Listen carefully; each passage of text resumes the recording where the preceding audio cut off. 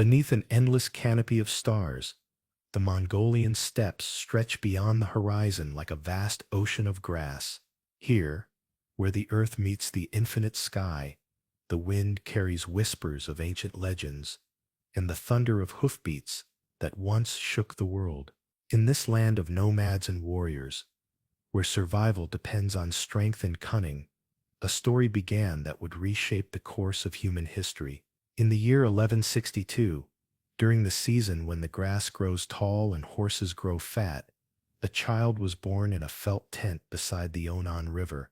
According to Mongol tradition, this infant emerged from his mother's womb gripping a blood clot in his tiny fist, dark as dried blood and hard as stone. The shamans who witnessed this birth exchanged knowing glances, for in their ancient wisdom, such an omen could mean only one thing. This child was destined to spill the blood of nations. They named him Temujin, after a Tatar warrior his father had recently defeated in battle. But names, like destinies, can be deceptive. This boy, who bore the name of an enemy, would grow to become something far greater and more terrible than anyone could imagine. He would become Genghis Khan, the universal ruler, master of the largest contiguous land empire in human history. Yet on that night in 1162, as winter winds howled across the steppes, and his mother Holan held her newborn son close to her breast, none could foresee the storm that was coming. This was merely a baby born into a world of constant warfare, where survival was never guaranteed, and weakness meant death. The blood clot in his fist would prove prophetic in ways that would echo through the centuries, reaching across continents and touching the lives of countless millions. The Mongolia of Temujin's youth was a land of endless motion and constant conflict. Across the vast grasslands that stretched from the Gobi Desert to the taiga forests of Siberia, dozens of nomadic tribes pursued their herds with the changing seasons, their entire worlds contained in portable felt dwellings that could be dismantled and moved within hours. The scent of burning dung mixed with wild herbs drifted across valleys where horses grazed in scattered herds, their bells creating a gentle music that could be heard for miles in the thin, clear air. These were not simple barbarians, as later Chinese and Persian chroniclers would claim. The Mongol tribes possessed a sophisticated understanding of their environment, reading weather patterns in cloud formations, navigating by stars, and managing complex seasonal migrations that kept their horses, sheep, cattle, and goats healthy across thousands of miles of grassland. A Mongol warrior could live for days on mare's milk and dried meat, sleep in his saddle, and guide his horse by shifting his weight, while leaving both hands free for his bow. Children learned to ride before they could properly walk, their small hands gripping leather reins as they bounced across the steppes on gentle mares. Boys practiced archery by shooting at birds in flight, their arrows whistling through the air with deadly precision. Girls mastered the art of milking mares and processing dairy products, skills essential for survival, in a world where mobility meant life and stagnation meant death. Yet, for all their skills, the Mongols remained fragmented into countless competing clans. The Taichud, Merkits, Karatis, Naimans, and Tatars raided each other's herds, captured each other's women, and feuded over grazing rights and water sources. Blood vengeance passed from father to son across generations, creating cycles of violence that seemed as endless as the steppes themselves. A stolen horse could spark a war that might last decades. An insult at a gathering could result in midnight raids and burning camps. Into this world of tribal warfare, Temujin was born as the eldest son of Yesugei Bagatur, a minor chief of the Borjigin clan. Yesugei was a man of some reputation among his people, known for his skill in battle and his ability to forge alliances through marriage and mutual protection pacts. His wife Holan had been kidnapped from her Merkit husband in a raid, a common practice that nonetheless planted seeds of future vengeance. The Merkits had not forgotten this slight, and they waited patiently for their opportunity to reclaim what had been taken from them. The young Temujin grew up listening to stories of ancient heroes around crackling fires, the flames casting dancing shadows on felt walls while outside the endless wind sang its lonely song. His father taught him the art of war, showing him how to string a bow, how to read the movements of horses, how to strike swiftly and retreat before enemies could organize a response. More importantly, Yasuge taught his son the delicate art of diplomacy, for in the steppes, survival often depended as much on knowing when to fight as when to make peace. When Temujin reached his 9th year, his father decided it was time to arrange a marriage alliance. This was not unusual among the Mongol clans, where strategic marriages cemented alliances and ensured mutual protection against common enemies. Yasuge had heard of a girl named Berte, daughter of Dei Sechin of the Olkonud tribe, who lived several days' ride across the steppes. The two men had met at a gathering and spoken of joining their families through marriage. Father and son set out together across the vast grasslands, their horses picking their way carefully through hidden gullies and over gentle hills that rolled endlessly toward the horizon. Temujin rode beside his father, proud to be included in such important business, unaware that this journey would mark the end of his childhood and the beginning of a life marked by hardship and betrayal.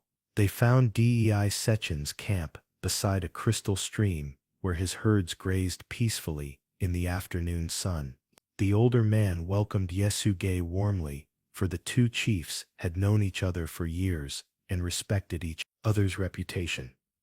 When Dei Sechin saw young Temujin, he nodded approvingly.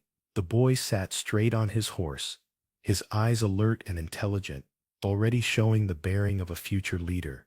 "Your son has the look of eagles in his eyes," Dei Sechin told Yasuge, as they shared fermented mare's milk in his jar. "He will make a good husband for my Berthe." The negotiations proceeded smoothly, as both men desired the alliance. It was agreed that Temujin would remain with Dei Sechin's family for a time, learning the ways of his future wife's clan and proving his worth as a prospective son-in-law. This too was customary among the Mongols, who believed that a young man should understand the people he would be joining through marriage. Yasuge prepared to depart, confident that his son was in good hands and that the alliance would strengthen both clans. He embraced Temujin warmly, promising to return soon to formalize the marriage arrangements. As he rode away across the steppes, Yasuge felt satisfied with his work. The future seemed secure for his eldest son, but the steppes were full of ancient hatreds and long memories. On his journey home, Yasuge encountered a group of Tatars returning from a gathering. They recognized him immediately, for Yasuge had killed many of their warriors in raids over the years. The blood debt between their peoples ran deep, and here was their enemy alone and vulnerable. The Tatars invited Yasuge to share their meal, offering him food and drink with apparent friendliness. Hospitality was sacred among the nomads, and even enemies were bound by honor to provide sustenance to travelers. But honor meant different things to different people, and the Tatars had not forgotten their dead. They had laced Yasuge's food with poison. 3 days later, as Yasuge struggled to reach his home camp, the poison coursed through his veins like liquid fire. He could barely stay upright on his horse as fever racked his body and his vision blurred. With his dying breath, he sent a message to his son, "Return immediately, for dark days were coming to the Borjin clan." When the news reached Temujin at Dei Sechin's camp, the boy felt his world shatter like ice in spring. His father, the man who had seemed as permanent and unshakable as the mountains themselves, was dead. Worse, with Yasuge gone, the fragile alliances that held the clan together began to dissolve. Lesser chiefs, who had followed Yasuge out of respect for his strength, now saw no reason to obey a mere boy. Temujin rode hard across the steppes, pushing his horse to its limits as he raced toward his family's camp. The wind whipped his face raw, and the sun burned down mercilessly, but he pressed on, driven by desperation and a growing sense of dread. When he finally arrived, exhausted and hollow-eyed, he found his worst fears confirmed. The Teichud clan, led by Targutai Kiriluk, had abandoned Temujin's family, taking most of their herds and followers with them. Holun stood outside her lonely jair with her younger children clustered around her, watching helplessly as their former allies disappeared over the horizon with everything they owned. The proud Borjigin clan had been reduced to a handful of refugees struggling to survive on the harsh steppes. They said, "A boy cannot lead men," Holun told her eldest son, her voice bitter with betrayal. They said, "We were nothing without your father." At 10 years old, Temujin found himself the nominal head of a family that had lost everything. His mother Holun struggled to keep her children alive with only the most basic possessions. They lived on wild garlic and fish caught in streams, their horses reduced to a few ancient mares that the Taichiud had deemed too worthless to steal. The boy who had been destined for leadership according to the shamans now faced the very real possibility of starvation. But this devastating loss would forge something harder than steel in young Temujin's heart. As he watched his mother gather roots and berries to feed her children, as he felt the pangs of hunger gnaw at his belly night after night, a cold determination began to grow within him. The traditional ways had failed his family. Blood and ancestry meant nothing without strength to back them up. When he was strong enough, he would remember every face of those who had abandoned them in their darkest hour. The steppes had taught him their first and most important lesson in this world. Only the strong survive and loyalty flows only toward power. It was a lesson that would shape not only his personal destiny but the fate of nations yet unknown to him. In the smoke of dying fires and the whispered conversations of his hungry siblings, the future conqueror of the world was being born. This moment of absolute powerlessness would become the crucible in which Genghis Khan was forged. But that transformation was still years away, and first, the boy Temujin would have to learn the true meaning of survival in a world that showed no mercy to the weak. Years passed like seasons on the steppes, each one teaching Temujin harder lessons about survival and betrayal. The boy who had once been destined for leadership now lived as an outcast, hunting marmots and fishing in streams just to keep his family alive. Yet even in these desperate circumstances, something extraordinary was taking shape within him. Where other children might have been broken by such hardship, Temujin grew stronger, more cunning, more determined with each passing day. The harsh winters were the worst. As the northern winds howled across the frozen grasslands and snow buried the steppes in endless white, Temujin's family huddled in their threadbare jair, sharing what little warmth they could generate from burning dried dung. His mother Holun told stories to keep their spirits alive, tales of ancient heroes who had overcome impossible odds. But even her voice sometimes cracked with despair. The younger children, Jochi Kasar, Temugi, and little Temulin, looked to their eldest brother with eyes that held both trust and hunger.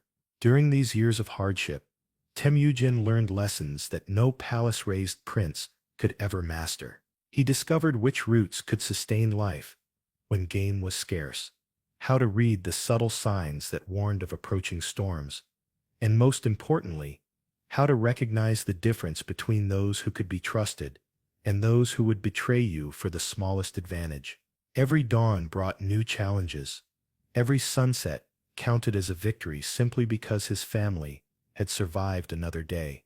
The steppes themselves became his greatest teacher. In summer, when the grass grew tall and the herds grew fat, he learned to move silently through the swaying vegetation, becoming one with the landscape as he stalked prey. In winter, when the world turned white and silent, he mastered the art of patience, waiting motionless for hours beside waterholes where desperate animals would eventually come to drink. The endless sky above taught him to think in vast scales, while the ever-changing weather patterns showed him how quickly fortune could shift. It was during one of these desperate winters that Temujin made a discovery that would change everything. While checking snares he had set for rabbits, he found the tracks of a large party of horses in the snow. Following the trail with the stealth that had kept him alive for years, he discovered a group of travelers who had made camp beside a frozen stream. They were merchants, he realized,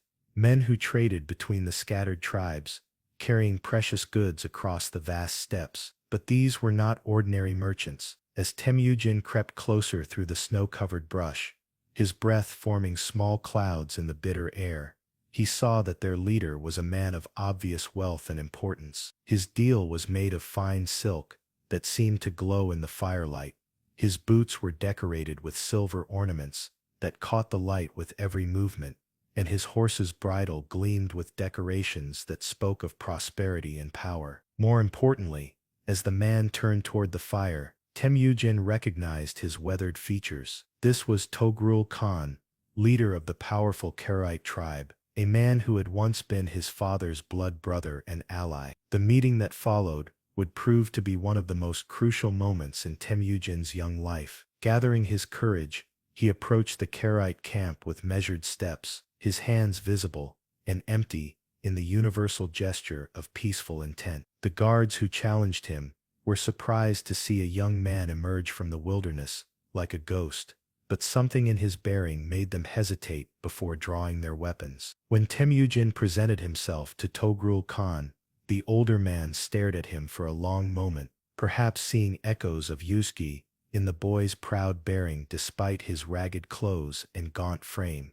The resemblance was unmistakable, the same piercing thighs, the same determined set of the jaw, the same aura of barely contained power that had made Yasuge a force to be reckoned with on the steppes. "So you are Yasuge's son," Togrul Khan said finally, his voice carrying the weight of old memories and distant battles. "I heard of your father's death and your family's misfortunes. The steppes can be cruel to those who fall from power." Temujin met the older man's gaze without flinching, his spine straight despite the hunger that gnawed at his belly and the cold that numbed his fingers. "My father considered you his brother," he said simply, his voice steady and clear. "I have come to ask for your protection, not as a beggar, but as the son of your sworn ally. The bonds between you and my father were sealed in blood and witnessed by the eternal blue sky." Something in the boy's manner impressed Togrul Khan deeply. Here was no whimpering child seeking charity,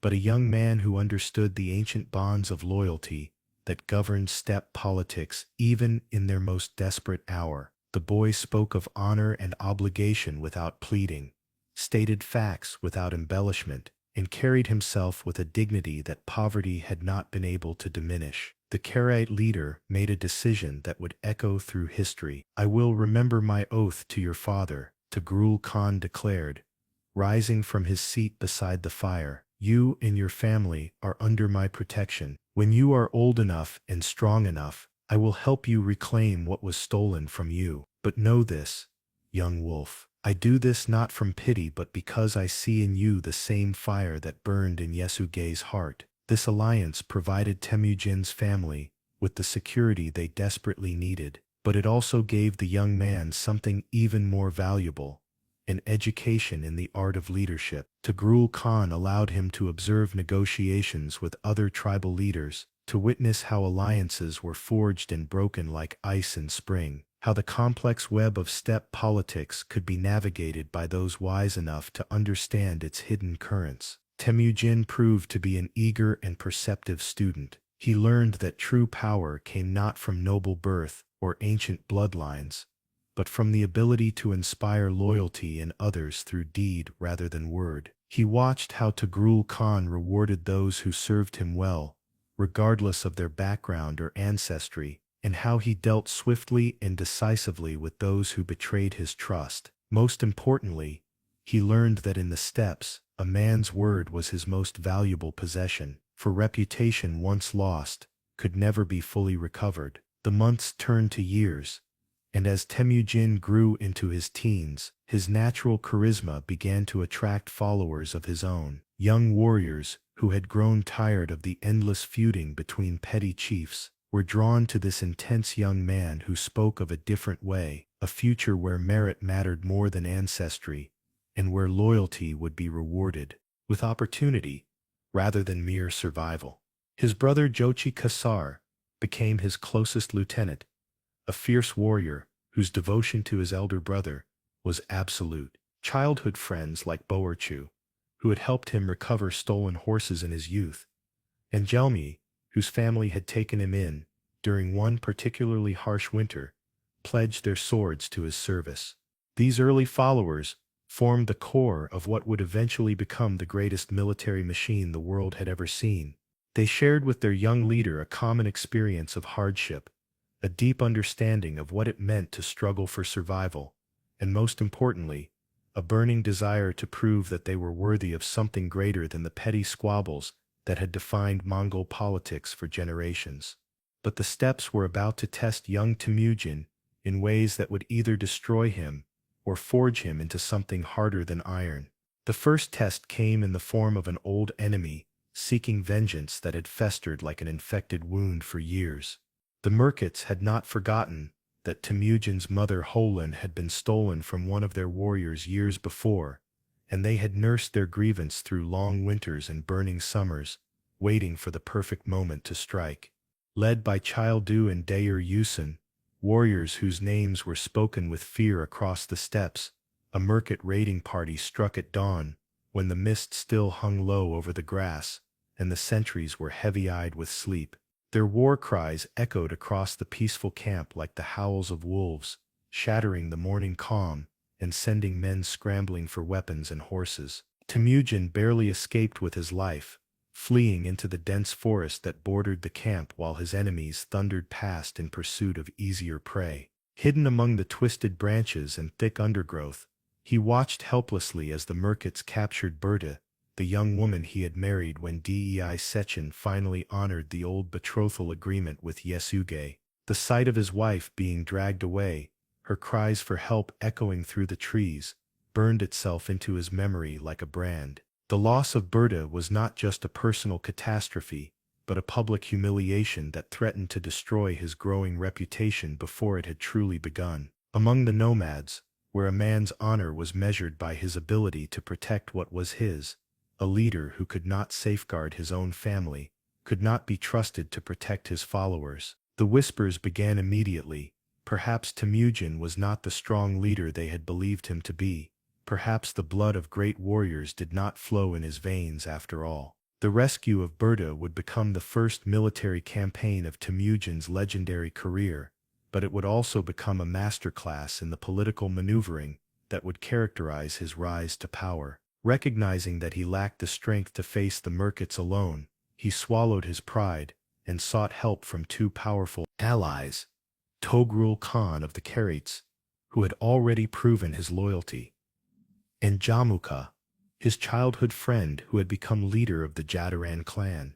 The negotiations with Jamuka proved particularly delicate, for their relationship had grown complicated over the years. Once inseparable companions who had sworn eternal brotherhood in childhood games, they had become rivals for influence among the younger generation of Mongol leaders.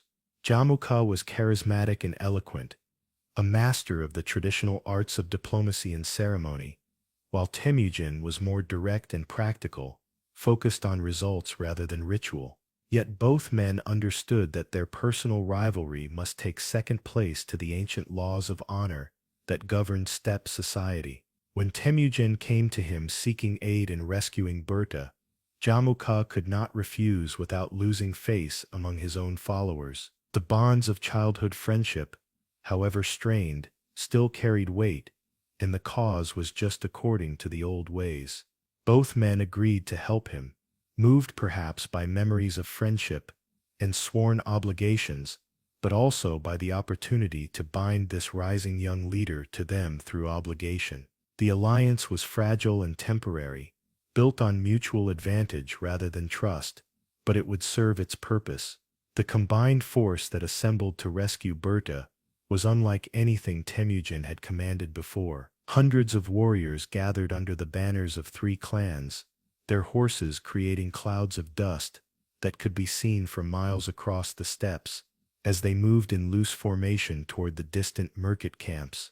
For the first time, Temujin experienced the intoxicating feeling of leading men into battle, of seeing his orders translated into movement and action across a field of war. The planning of the attack revealed Temujin's growing tactical sophistication. Rather than simply charging headlong at the enemy camp, he studied the terrain carefully, questioning scouts about the layout of the market position and the habits of their sentries. He divided his forces into 3 columns that would attack from different directions simultaneously, preventing the enemy from organizing an effective defense or escape. The attack on the market camp came at dawn, just as their own raid had, when the mist hung thick over the grasslands and visibility was limited. But this time, it was Temujin's enemies who were caught sleeping. The allied warriors swept through the camp like a whirlwind, their arrows darkening the sky as they rode. The distinctive whistle of Mongol arrows filled the air, followed by the thunder of hoofbeats and the clash of weapons as the raiders encountered resistance. The merkits, surprised and outnumbered, broke and fled across the steppes like scattered sheep, leaving behind their herds, their possessions, and their captives. Some warriors attempted to make a stand around their leader's gurs, but the coordinated assault overwhelmed them quickly. The discipline and coordination displayed by Temujin's forces impressed even veteran warriors who had fought in dozens of tribal conflicts. Temujin found Berti in a captured jair, alive but traumatized by her ordeal, among enemies who had treated her with the casual cruelty that nomads reserved for those who belonged to hostile clans. When he lifted her onto his horse, she wept against his shoulder, and in that moment, something fundamental shifted in his understanding of the world. He had learned that he could inspire others to fight for him, that he could command loyalty and respect through his actions rather than his bloodline. But he had also learned the true cost of weakness in a world where strength was the only currency that mattered. The successful rescue of Berti elevated Temujin's status dramatically among the tribes. Stories of the coordinated attack spread across the steppes like wildfire, growing more elaborate with each telling. Young warriors began seeking him out, drawn by tales of his victory over the merkits and impressed by his growing reputation for loyalty to his followers. Unlike many tribal leaders who treated their warriors as disposable tools, Temujin shared the spoils of victory equally and never forgot those who stood with him in times of danger. But success brought new challenges and new enemies. As Temujin's influence grew, so did the suspicion and envy of other leaders who saw him as a threat to the established order that had enriched and empowered them for generations. Chief among these was his former ally Jamuka, whose own ambitions for leadership had been overshadowed by his childhood friend's rising star. The relationship between Temujin and Jamuka represented more than just personal rivalry between two ambitious men. They embodied two different visions of what Mongol society could become, two competing philosophies that could not coexist indefinitely. Jamuka represented the old ways, where blood and ancestry determined a man's place in the world, where ancient traditions and tribal hierarchies were sacred and unchangeable. He spoke eloquently of the wisdom of their ancestors, the importance of maintaining the customs that had sustained the Mongol people for generations. Temujin, by contrast, was creating something entirely new, a meritocracy where ability and loyalty mattered more than noble birth, where a man could rise as high as his talents and dedication could take him. He gathered around him not just members of his own clan, but warriors from every tribe who shared his vision of a united and powerful Mongol nation. This revolutionary approach to leadership threatened every traditional chief who owed his position to hereditary privilege rather than personal merit.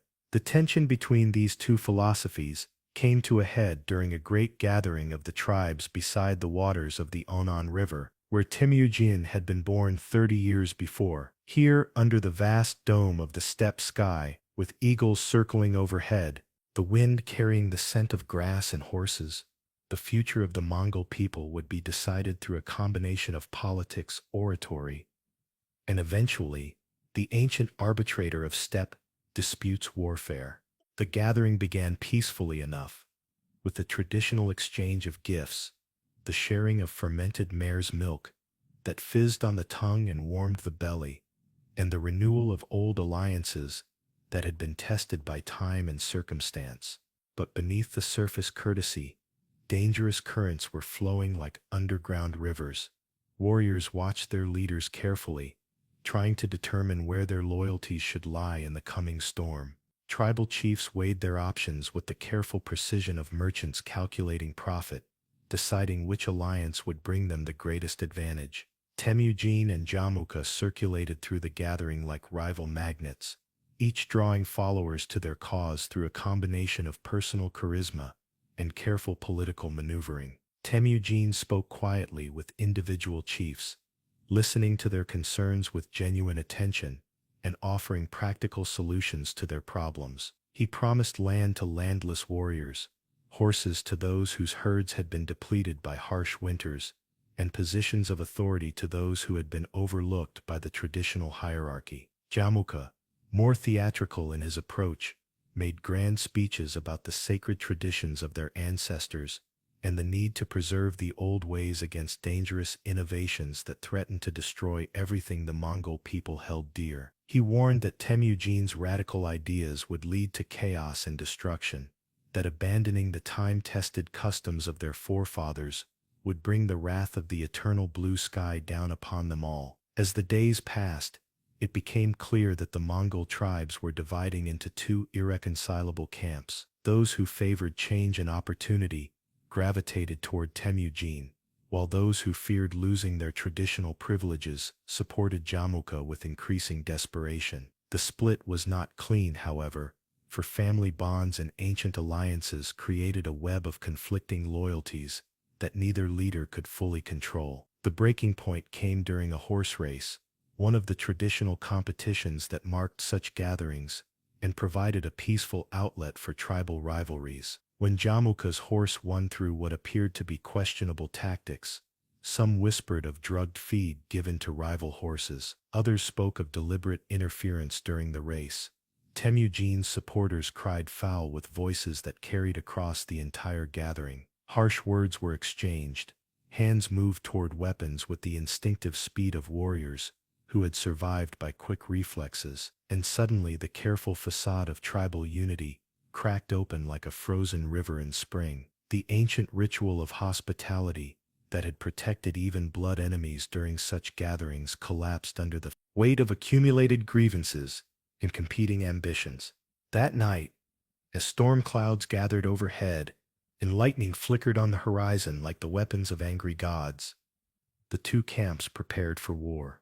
Warriors checked their weapons with the methodical care of professionals, testing bowstrings and sharpening arrow points, while their horses received extra grain to prepare them for the ordeal ahead.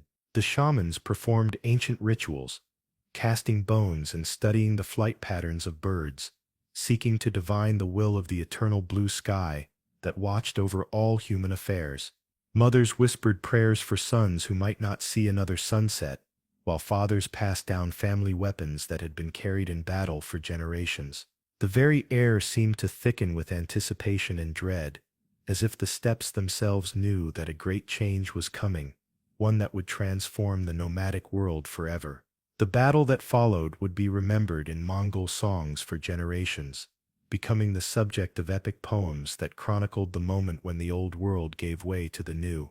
On the banks of the Anan River, where Temujin had been born 3 decades before, and where he had learned his first lessons about survival and leadership, the future of the steppes was decided in a clash of arms that left hundreds dead and established once and for all that there was room for only one supreme leader among the Mongol tribes. When the dust settled and the last arrows had been shot, when the wounded had been tended and the dead counted, it was Temujin who stood victorious. Jamukha's forces scattered like leaves before the wind, their unity shattered by defeat, and their leader forced to flee across the steppes with only a handful of loyal followers. His supporters either fled into exile beyond the borders of the Mongol lands or knelt before the new master of the steppes, seeking mercy from the man they had tried to destroy. But even in victory, Temujin showed the mixture of mercy and ruthlessness that would characterize his entire career. Those who submitted to him immediately were welcomed into his ranks regardless of their previous allegiances, their past hostility forgiven in exchange for future loyalty. Warriors who had fought against him in the morning found themselves sharing his evening meal, bound to him by oaths that would prove stronger than blood ties. This pragmatic approach to former enemies scandalized traditional leaders, but proved devastatingly effective in building a unified force. Those who continued to resist, however, faced swift and terrible retribution. Temujin had learned from years of hardship that mercy shown to the wrong people at the wrong time was merely weakness in disguise. Chiefs who had betrayed their word or warriors who had committed atrocities against his followers found themselves facing execution or exile, their names erased from tribal memory as if they had never existed. The unification of the Mongol tribe was not accomplished in a single battle. However magnificent that victory might have been, for years afterward, Temujin fought campaign after campaign against holdout clans who refused to accept his authority, each conflict teaching him new lessons about warfare and leadership. The Merkits, still nursing their ancient grudge despite their earlier defeat, were hunted down and virtually exterminated in a series of lightning raids that left their scattered survivors too weak to pose any future threat. The Tatars, who had poisoned his father so many years before, and whose very name had become synonymous with treachery and hatred, were defeated so completely that their tribal identity disappeared from the steppes forever. Temujin's vengeance was methodical and absolute. Every Tatar male taller than a cartwheel was executed, their women and children distributed among Mongol families, their herds divided among his followers. The steppe winds would blow over their empty camps, and their songs would be forgotten, as if they had never been sung. The Naimans, led by their ambitious king Tayang Khan, who styled himself as a great leader destined to unite all the tribes under his banner, were crushed in a series of brilliant night attacks that showcased Temujin's growing mastery of military tactics. Using the darkness as an ally and the enemy's overconfidence as a weapon, Mongol forces struck at scattered Naiman camps simultaneously, creating confusion and terror that prevented any coordinated resistance. Each victory brought new followers, new herds, and new territory under Temujin's control. But more importantly, each campaign refined his understanding of how to wage war on a scale that the steppes had never seen before. He developed new formations that maximized the mobility and firepower of mounted archers, new strategies that allowed him to defeat larger forces through superior coordination and timing, and new methods of communication that allowed him to coordinate the movements of tens of thousands of warriors across vast distances. The decimal system of military organization that would later terrify sedentary civilizations was born during these unification wars. Temujin divided his growing army into units of 10, 100,000, and 10,000 warriors, each with clearly defined responsibilities and chains of command that eliminated the confusion and rivalries that had plagued tribal armies for generations. No longer would Mongol forces be mere collections of individual heroes fighting for personal glory and family honor.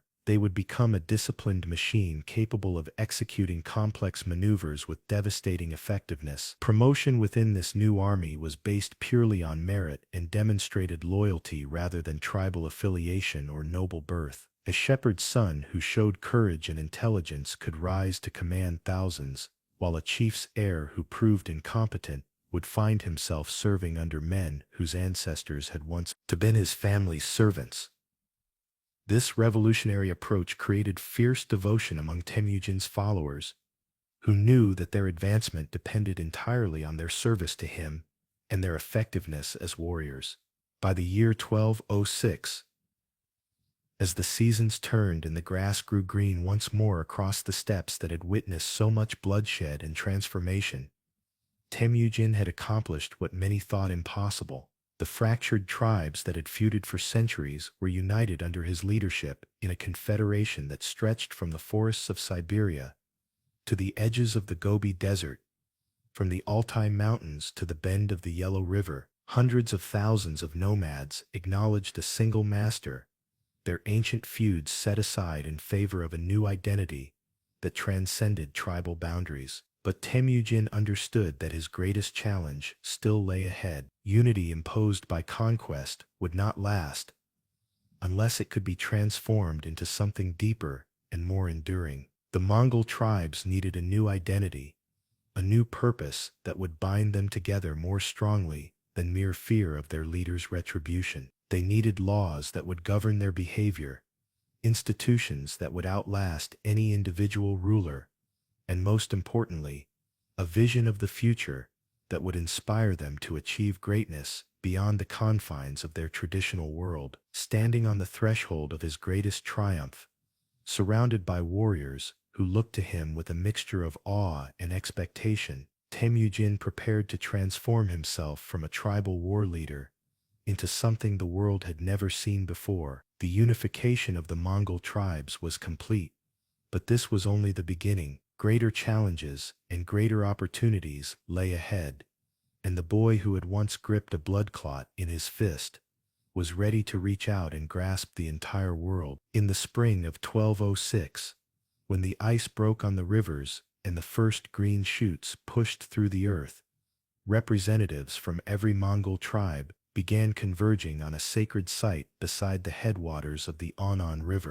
They came from the farthest reaches of the steppes, their felt banners snapping in the wind as countless thousands of warriors, shamans, and tribal elders gathered for a Kurultai, unlike any the nomadic world had ever witnessed. The assembly that took shape beneath the eternal blue sky represented the culmination of decades of warfare and diplomacy. Here were warriors who had once been blood enemies, now sitting beside the same fires and sharing the same fermented mare's milk. Chiefs who had inherited their positions from noble ancestors found themselves taking counsel with former shepherds and blacksmiths, whose only claim to authority was their proven loyalty to the man who had united them all. At the center of this vast gathering stood Temujin, no longer the desperate boy who had fled his enemies into the forest, but a man whose very presence commanded respect and attention. His hair showed the first traces of gray from years of campaigning.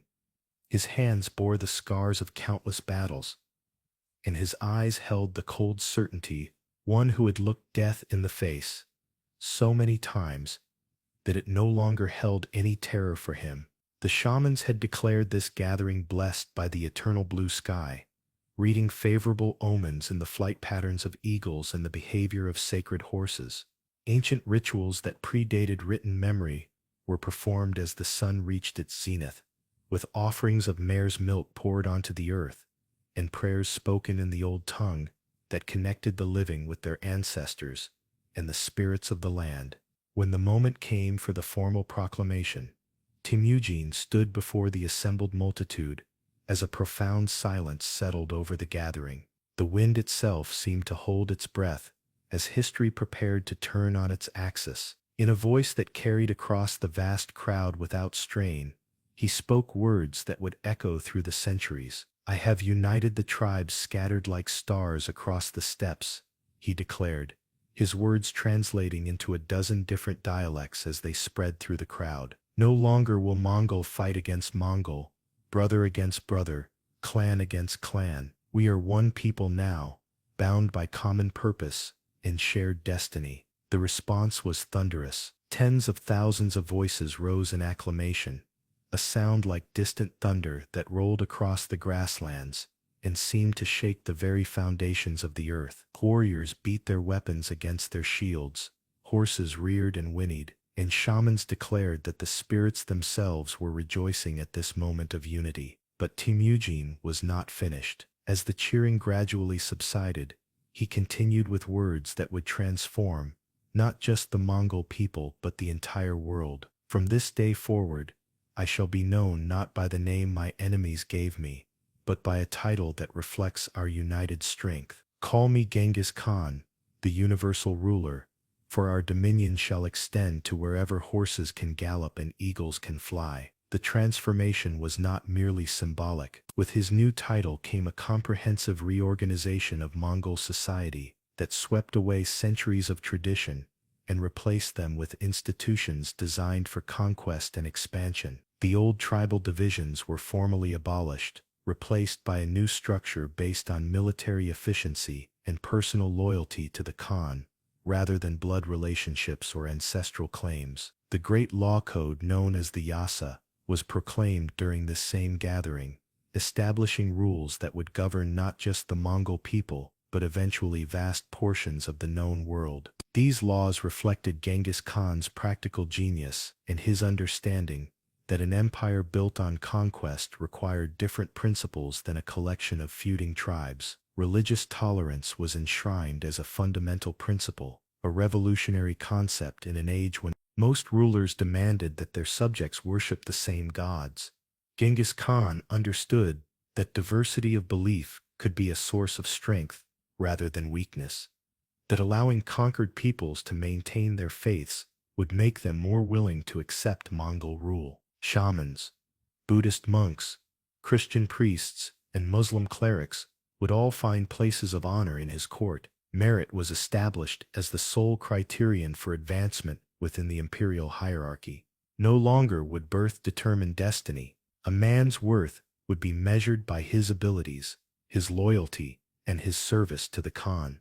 This principle would allow the Mongols to harness the talents of conquered peoples, incorporating the best minds and strongest warriors from every nation they encountered into their growing empire. The decimal military system was formalized and expanded, creating a professional army unlike anything the world had seen. Every able-bodied man became a soldier, organized into units of 10, 100, 1,000, and 10,000 warriors. These tumens, as the largest units were called, would become the basic building blocks of conquest, each one a self-contained fighting force capable of operating independently across vast distances. Discipline within this new army was absolute. Cowardice was punishable by death, not just for the individual warrior but for his entire unit of 10, creating a system where every man was responsible for the courage and effectiveness of his comrades. Conversely, exceptional bravery was rewarded with promotion and wealth, creating powerful incentives for aggressive action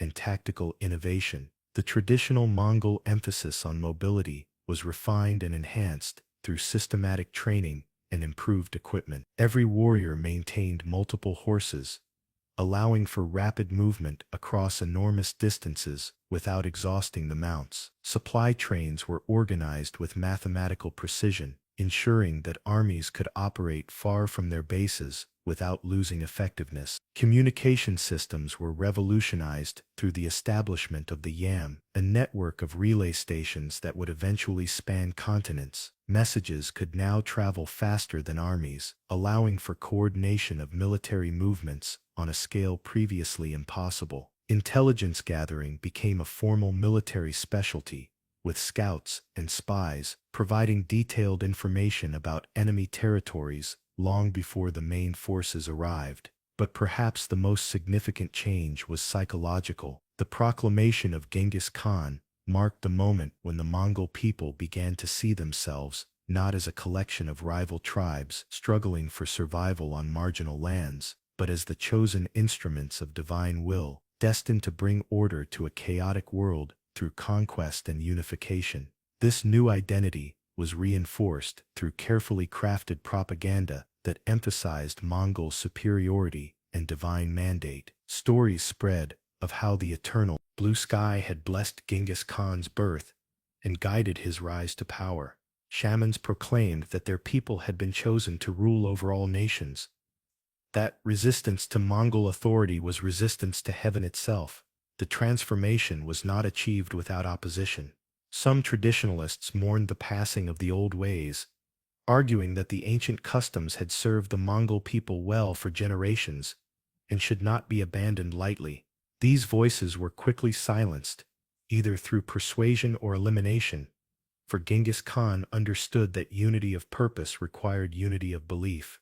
With the internal reorganization complete, the newly proclaimed universal ruler turned his attention beyond the borders of the steppes. The scattered tribes had been unified, but unification was merely the first step in a much grander design. The time had come to test the new Mongol war machine against external enemies, and to begin the process of world conquest that would define the next century of human history. The first target was carefully chosen for both practical and symbolic reasons. The Western Jia Kingdom controlled the Silk Road trade routes that connected China with Central Asia making it wealthy but also vulnerable to nomadic raids. More importantly, it was strong enough to provide a real test of Mongol capabilities, but not so powerful as to pose an existential threat if the campaign went badly. Genghis Khan understood that first impressions would be crucial for his empire's future. A quick, decisive victory would establish Mongol military superiority and encourage other enemies to submit without fighting. A prolonged struggle, or worse, a defeat, would invite challenges from every direction and could destroy the fragile unity he had worked so hard to create.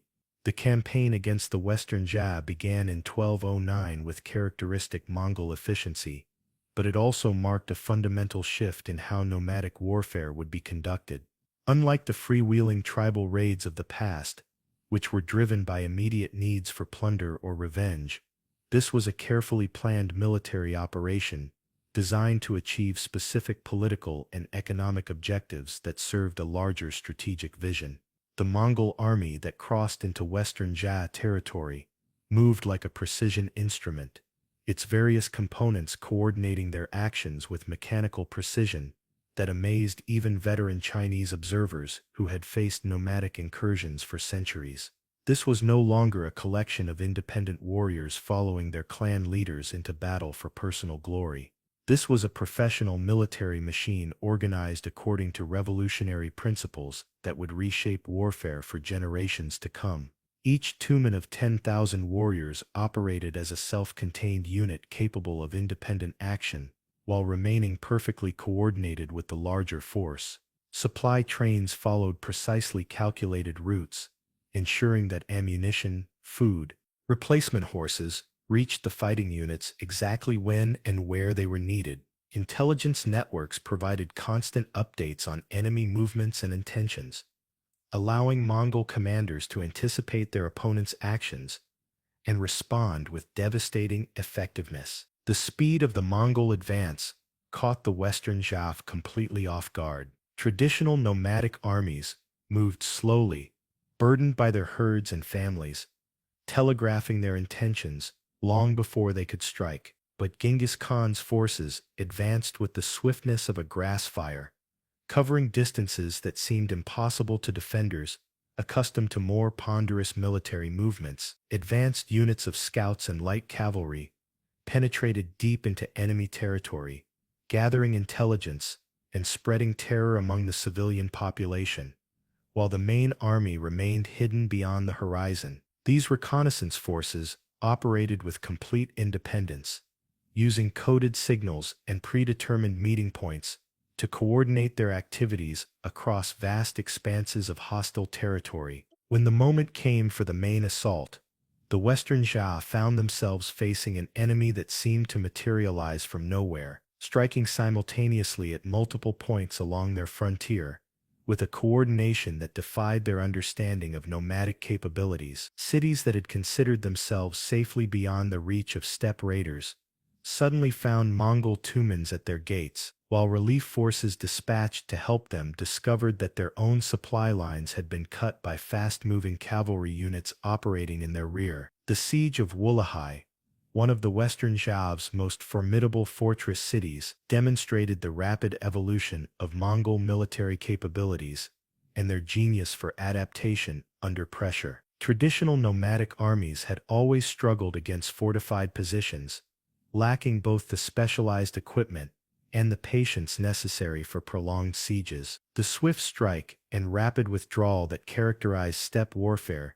seemed completely unsuited to the methodical business of reducing walled cities to rubble. But Genghis Khan had learned from captured Chinese engineers and Muslim architects, whose knowledge had been acquired during earlier raids and diplomatic missions, incorporating their technical expertise into Mongol tactical doctrine with the same ruthless efficiency that characterized all his innovations. The Khan understood that empire building required the ability to take and hold cities, not merely raid them for plunder. The siege trains that appeared before Wulahai's walls represented a fusion of nomadic mobility and sedentary engineering that had never been seen before in warfare. Massive catapults capable of hurling stones weighing hundreds of pounds were assembled with mechanical precision, their components transported by specially designed carts that could traverse the roughest terrain. Chinese trebuchets, modified according to Mongol specifications,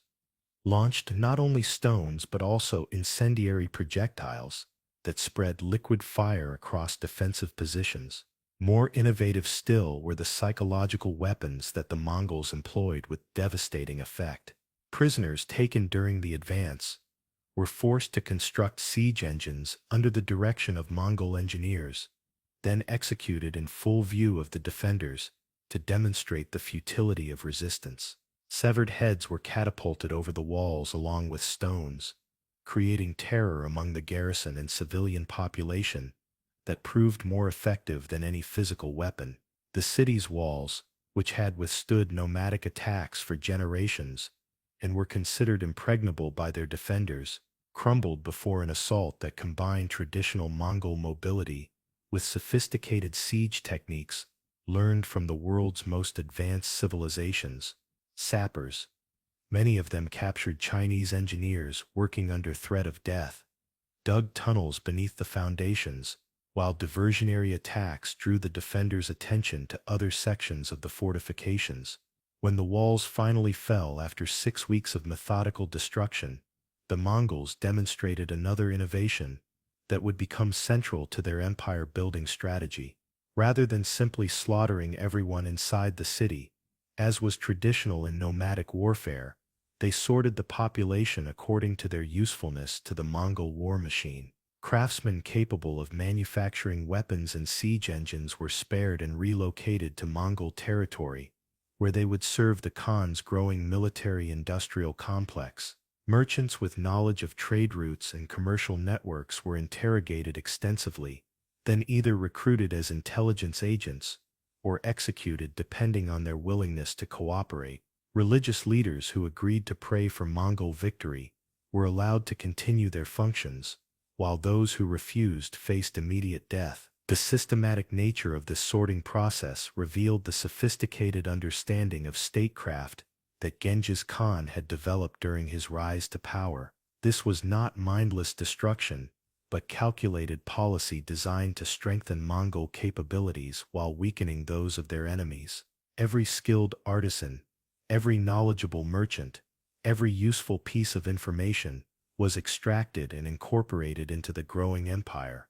Most importantly, detailed records were kept of every aspect of the siege and its aftermath. Mongol scribes, many of them captured scholars from conquered territories, documented the effectiveness of different siege techniques, the time required to reduce various types of fortifications, and the optimal methods for managing captured populations. This information would prove invaluable in future campaigns as the Mongols refined their techniques through systematic experimentation. The campaign's success exceeded even Genghis Khan's expectations and validated his revolutionary approach to nomadic warfare.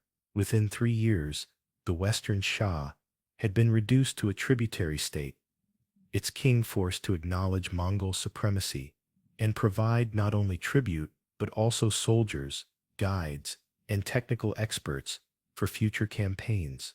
The annual payments of silk, silver, and grain that flowed from the conquered kingdom provided the economic foundation for even larger military operations. More importantly, from a strategic perspective, the campaign had given the Mongol army invaluable experience in siege warfare, while providing access to Chinese military technology and administrative expertise that would prove crucial in larger conquests. Engineers and administrators captured during the campaign were integrated into the Mongol hierarchy, bringing with them knowledge of advanced metallurgy, sophisticated accounting systems, and diplomatic protocols that the nomads had never possessed. The conquest also established important precedents for how the growing empire would govern conquered territories. Local rulers, who submitted quickly and completely, were allowed to maintain limited authority under Mongol oversight, while those who resisted faced complete annihilation. Religious and cultural practices were generally tolerated as long as they did not conflict with Mongol interests or threaten imperial unity.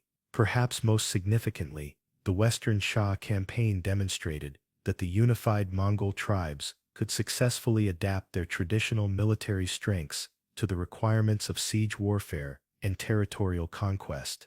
The speed and mobility that had always characterized steppe armies were preserved and enhanced rather than abandoned, allowing the Mongols to combine the best aspects of nomadic and sedentary military traditions. But the Western Shah was merely a stepping stone to a much larger prize, a preliminary test that had validated Mongol capabilities while providing valuable experience and resources. Even as his generals consolidated control over the conquered territory and established the administrative structures necessary for long-term occupation, Genghis Khan's attention was already turning toward the Jin dynasty that controlled northern China. Here was a challenge worthy of the universal ruler, an enemy whose defeat would establish Mongol power throughout East Asia and provide the vast resources necessary for even greater conquests. The Jin Empire represented everything that the traditional nomadic world was not ancient beyond memory, civilized to a degree that seemed almost magical to steppe dwellers, wealthy beyond the dreams of tribal chieftains, and sedentary in ways that appeared both tempting and contemptible to people who had always measured wealth in horses and freedom in the ability to move. The Jin armies numbered in the hundreds of thousands, their ranks filled with professional soldiers equipped with the finest weapons that Chinese metallurgy could produce. Their fortifications had been designed by the greatest military engineers in the world, incorporating lessons learned from centuries of warfare against nomadic enemies. Their cities contained more people than the entire Mongol nation, their markets filled with goods from every corner of the known world, their treasuries holding wealth that could fund military operations on an unimaginable scale. The Jin Empire's capital at Jiangdu, known today as Beijing, was surrounded by walls 40 feet high and 15 feet thick, defended by a garrison larger than most entire nomadic tribes. The city's granaries could feed its population for years during a siege, while its armories contained enough weapons to equip every man, woman, and child for war. The emperor himself ruled from within the Forbidden City, a complex of palaces so vast and magnificent that nomadic warriors who had seen it described it as the dwelling place of gods rather than mortals. Yet Genghis Khan looked upon this great empire with the calculating eye of a predator sizing up prey that appeared formidable but not invulnerable. He saw not an insurmountable obstacle, but an opportunity to test whether the unified Mongol tribes could achieve something that individual clans had never even dared to dream. The boy who had once begged for scraps beside frozen streams was preparing to challenge one of the world's greatest civilizations, and he approached this task with the same methodical preparation that had characterized all his successful endeavors. The preparations for the Jin campaign revealed the full extent of the transformation that had occurred since the Kurultai of 1206 and demonstrated the sophisticated logistical capabilities that the Mongols had developed during their earlier conquests. This would not be a raid for plunder or a punitive expedition to settle old scores, as had characterized previous nomadic invasions of Chinese territory. This would be total war aimed at nothing less than the complete destruction of an ancient enemy and the incorporation of its territories into a growing world empire. As autumn approached and the grass began to turn brown across the steppes, Mongol armies began massing along the Jin frontier like storm clouds gathering on the horizon. The sight was unprecedented in the history of nomadic warfare, not scattered tribal bands seeking quick plunder, but a disciplined host numbering in the hundreds of thousands, organized with mathematical precision and supplied through logistics networks that rivaled those of the greatest empires. The assembly points chosen for this massive concentration of force revealed the sophisticated planning that now characterized Mongol military operations. Each location provided access to water and grazing for the enormous horse herds that accompanied the army, while remaining hidden from Jin scouts and spies who might report on Mongol preparations. Supply depots established during the Western Jin campaign had been expanded and restocked, creating a network of cached resources that would support the army during its advance into Chinese territory. Intelligence gathering had reached levels of sophistication that would have been impossible during the tribal period.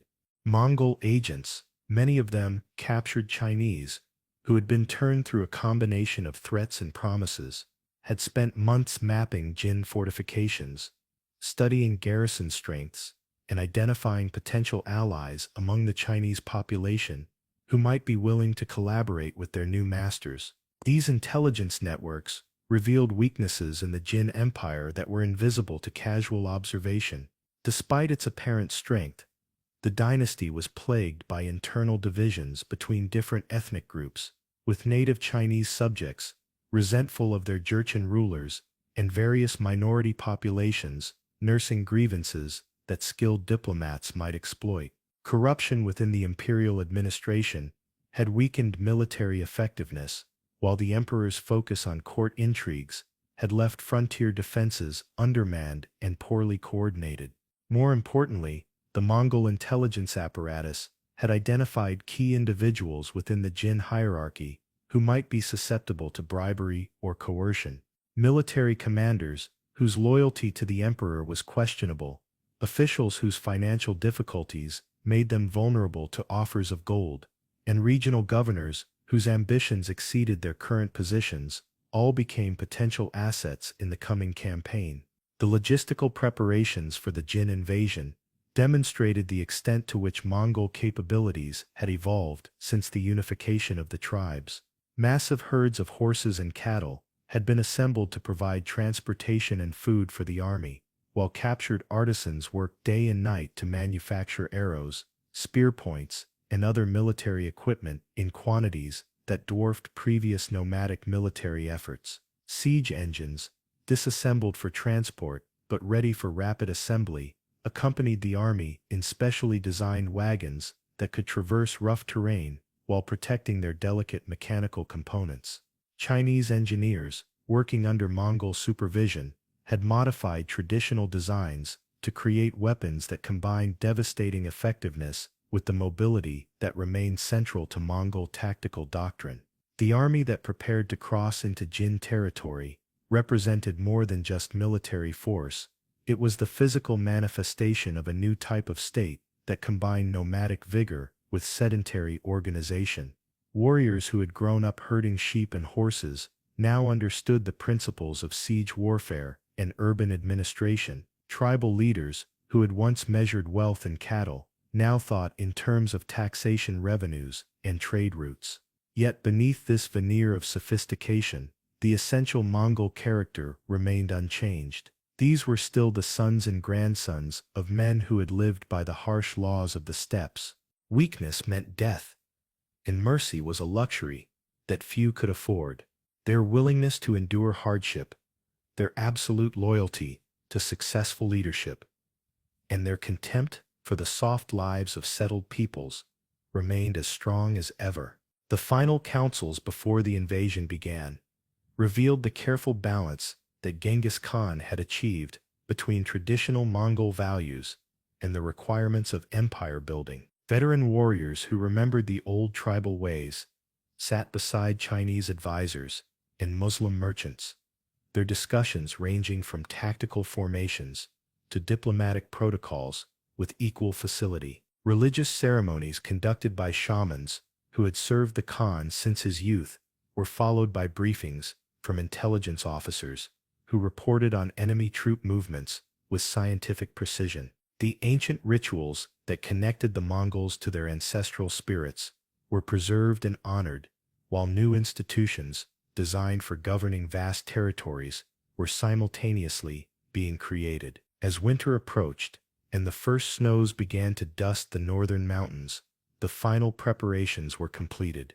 The greatest military force that the nomadic world had ever assembled stood ready to test itself against one of history's most formidable civilizations. The universal ruler was about to unleash his people upon the world, and nothing would ever be the same again. The transformation that had begun with a blood clot in an infant's fist was approaching its moment of ultimate validation. From the sacred mountain where Genghis Khan had been proclaimed to the fertile valleys of China, from the ancient cities of the Silk Road to the distant shores of oceans not yet mapped by Mongol explorers, the thunderous hoofbeats of nomadic horses would soon echo across continents. The age of Mongol conquest was beginning in earnest, and its first great test would demonstrate whether the unified tribes of the steppes could indeed achieve their destiny as masters of the world. The boy who had once survived by eating roots and fish was preparing to challenge the Son of Heaven himself, and the outcome would determine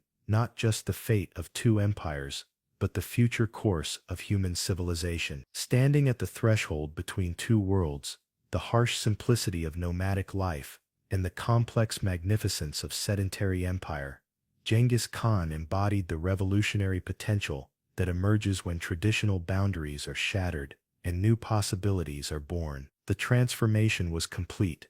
The scattered tribes had become a world-conquering empire, and at its head stood a man whose very name would become synonymous with power, terror, and the inexorable march of destiny across the pages of history. In the winter of 1211, when the great rivers of northern China ran thick with ice and the mountain passes lay buried under snow that seemed to reach toward heaven itself, the Mongol war machine crossed into Jin territory like a force of nature unleashed upon an unsuspecting world.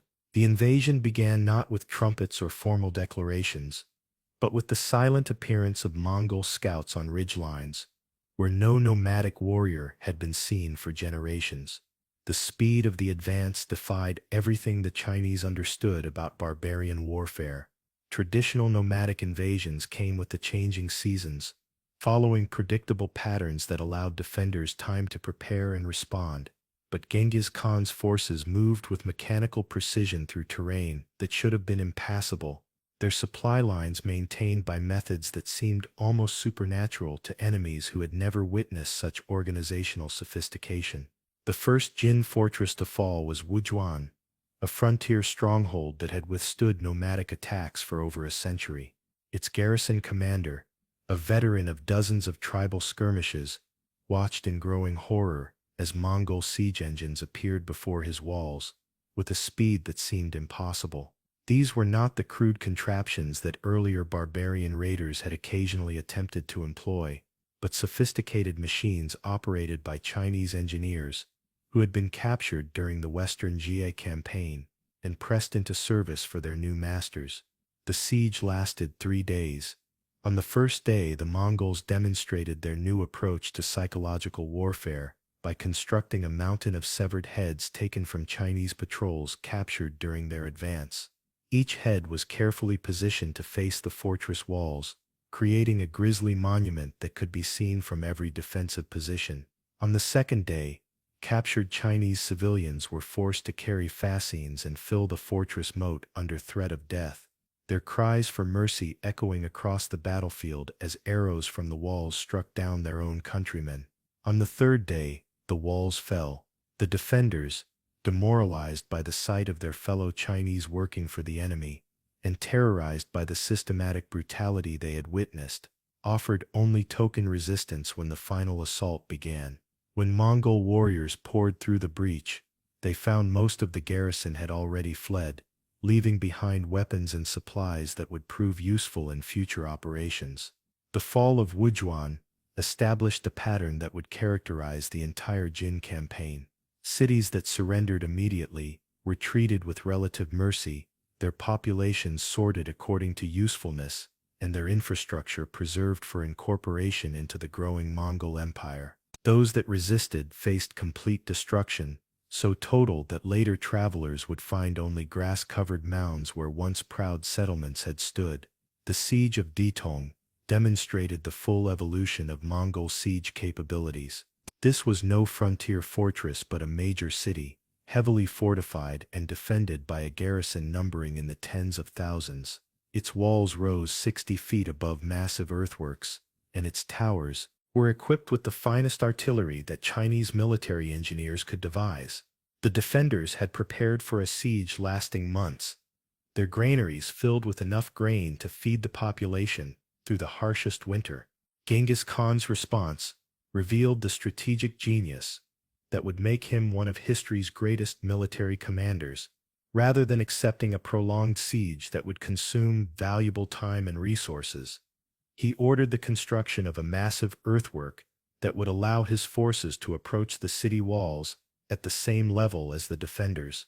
Thousands of captured Chinese peasants labored day and night under Mongol supervision, building a ramp that grew steadily higher despite desperate sorties by the garrison. The earthwork served multiple purposes beyond its obvious tactical function. Its construction demonstrated Mongol determination to the defenders, while providing a visible symbol of Chinese collaboration with their enemies. Every peasant who carried earth to the ramp was someone who had chosen survival under Mongol rule over death in defense of the Jin Emperor. The psychological impact proved as devastating as any siege engine. When the ramp finally reached the height of the walls after 6 weeks of construction, the assault that followed lasted less than an hour. Mongol warriors poured across the fortifications in overwhelming numbers, while Chinese defenders, many of whom had family members among the forced laborers below, found their will to resist crumbling. The city fell with a speed that shocked even veteran Mongol commanders who had participated in the capture of dozens of settlements during the tribal unification wars. The aftermath of Daitong's fall revealed another innovation in Mongol warfare: the systematic collection and analysis of military intelligence.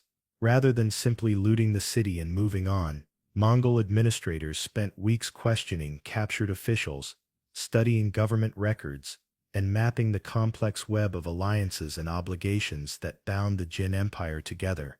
This information would prove invaluable in subsequent campaigns as the Mongols learned to exploit internal Chinese divisions with the same ruthless efficiency they brought to conventional warfare. But the Jin campaign was merely preparation for an even greater test of Mongol capabilities. Even as his armies consolidated their hold on northern China, Genghis Khan's attention was already turning westward toward the Islamic world, where the Khwarezmid Empire ruled over territories stretching from the Caspian Sea to the Persian Gulf. Here was a civilization even more alien to Mongol experience than China, a realm of ancient cities and sophisticated trade networks that had grown wealthy from controlling the commerce between East and West.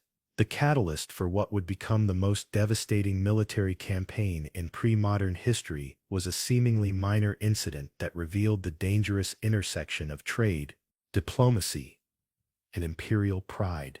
In the year 1218, a Mongol trade caravan carrying goods worth a king's ransom arrived at the border city of Otrad, expecting to conduct the peaceful commerce that Genghis Khan had proclaimed as one of his empire's fundamental policies. The governor of Otrad, a man named Inalchuk, whose greed exceeded his diplomatic wisdom, made a decision that would cost his civilization everything. Accusing the Mongol merchants of being spies, he ordered their execution and confiscated their goods, sending word to his sovereign that he had struck a blow against the barbarian threat from the east. The 700 merchants who died at Otrad could not have known that their blood would soon be answered by the deaths of millions. When news of the massacre reached Genghis Khan, he faced a choice that would define not only his personal legacy, but the future course of world history. The traditional nomadic response would have been a raid for revenge, a swift strike to recover the stolen goods, and perhaps capture some slaves as compensation. But the universal ruler was no longer bound by the limited thinking of tribal warfare.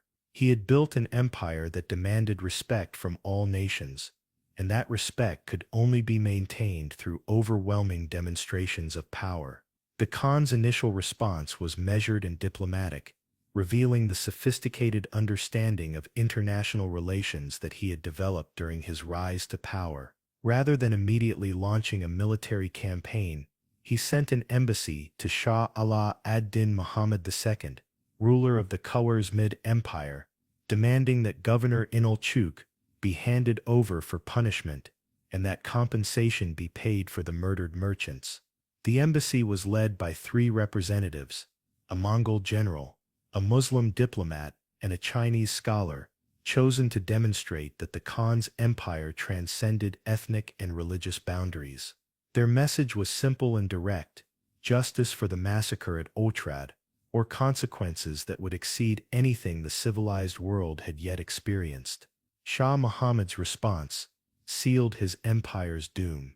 Not content with refusing the Mongol demands, he ordered the execution of the Muslim envoy and sent the other two ambassadors back to Genghis Khan with their beards burned off, a calculated insult that violated every principle of diplomatic immunity recognized by civilized nations. When the humiliated ambassadors reached the Mongol court and reported the Shah's actions, the Khan's rage was terrible to behold. What followed was not war in any traditional sense, but a methodical campaign of annihilation that would serve as an object lesson for any future rulers who might consider defying Mongol authority. The forces that Genghis Khan assembled for the destruction of Khwarezm represented the largest military expedition in nomadic history, numbering perhaps 200,000 warriors drawn from every corner of his expanding empire. But numbers alone could not explain the catastrophe that was about to befall the Islamic world.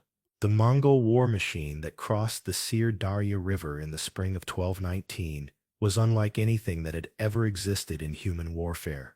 These were not tribal raiders seeking plunder, but the disciplined instrument of an emperor who had decided to make an example that would echo through the centuries. The campaign began with the siege of Otrar, the city where the original offense had occurred. Genghis Khan himself supervised the attack, ensuring that Governor Inalchuk would face the full consequences of his greed and arrogance. The siege lasted 5 months, not because the Mongols lacked the capability to take the city quickly, but because the Khan wanted every defender to understand exactly why they were dying. When the walls finally fell, the systematic destruction that followed established the template for what would happen to every city that had participated in the original insult. The population was divided into categories. Artisans and specialists were spared for relocation to Mongolia, where their skills would serve the empire. Ordinary citizens were enslaved or executed depending on their perceived usefulness, and all government officials were killed regardless of their rank or previous conduct. Governor Inalchuk himself faced a death designed to match his crime. According to Mongol sources, molten gold was poured down his throat while he was forced to watch his family members being executed one by one. Whether this account is literally true or represents poetic license by later chroniclers, it effectively communicated the fate that awaited those who defied Mongol authority. The destruction of Otrar was merely the opening movement in a symphony of devastation that would transform the Islamic world forever.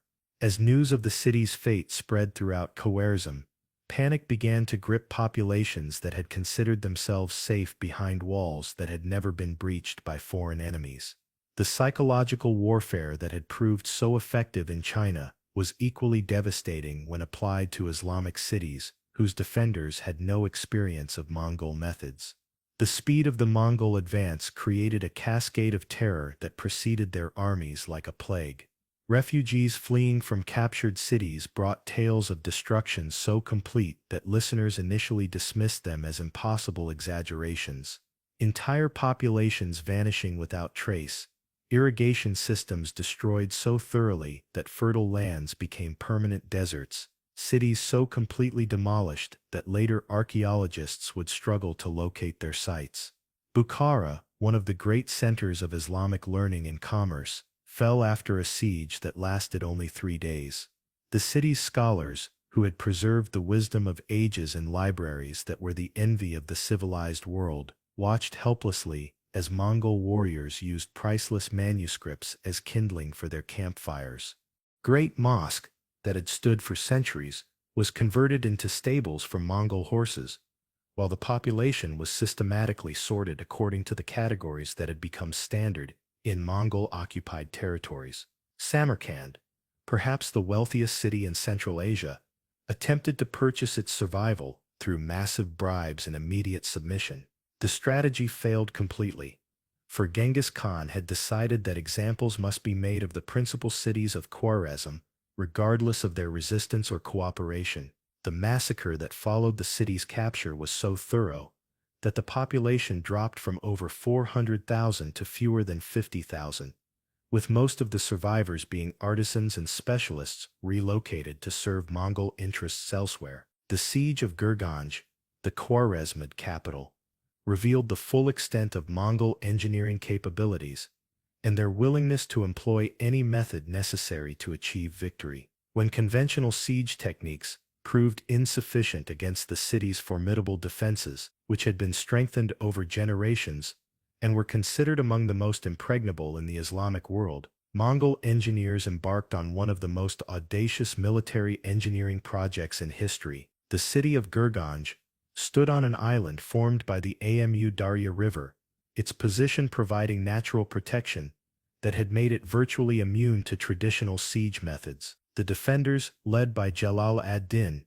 the Shah's eldest son and most capable military commander, had prepared for a prolonged defense with supplies sufficient to last for years, and a garrison of seasoned warriors who understood that surrender would mean death. Genghis Khan's solution demonstrated the revolutionary thinking that characterized his approach to warfare. Rather than accepting a protracted siege that would tie down his forces indefinitely, he ordered his engineers to undertake the seemingly impossible task of redirecting one of Central Asia's mightiest rivers. Thousands of captured workers labored under Mongol supervision to construct a massive dam upstream from the city, while simultaneously digging new channels that would carry the river's waters around Gurganj, rather than through it. The project took 6 months to complete, during which time the defenders watched with growing alarm as the water level around their city gradually began to drop. What had once been a protective moat became a muddy marsh,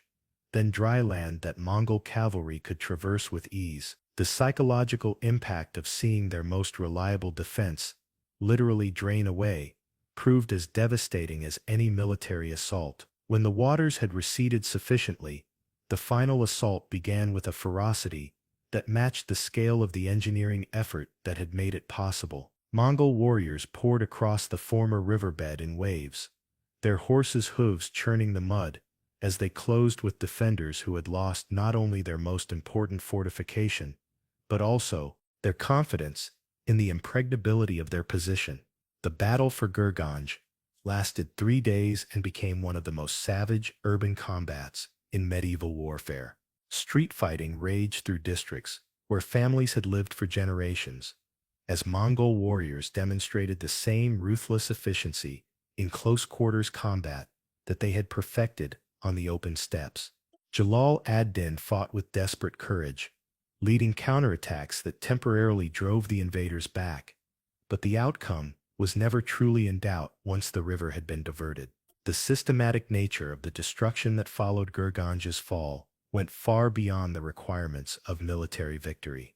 This was intentional policy designed to ensure that the region would never again pose a threat to Mongol interests, a demonstration of imperial power so overwhelming that future resistance would become literally unthinkable. The city's famous libraries, which had housed some of the world's greatest collections of scientific and philosophical texts, were burned so thoroughly that centuries of accumulated knowledge vanished in a matter of days. Islamic scholars, who had traveled from across the known world to study in Gurganj's academies, were systematically executed, their lifetime's work dismissed as irrelevant to Mongol imperial needs. The irrigation systems that had supported the region's agriculture for thousands of years were deliberately destroyed through methods that revealed sophisticated understanding of hydraulic engineering. Rather than simply breaking dams or filling canals with rubble, Mongol engineers redirected water flows in ways that would create permanent salinization of the soil,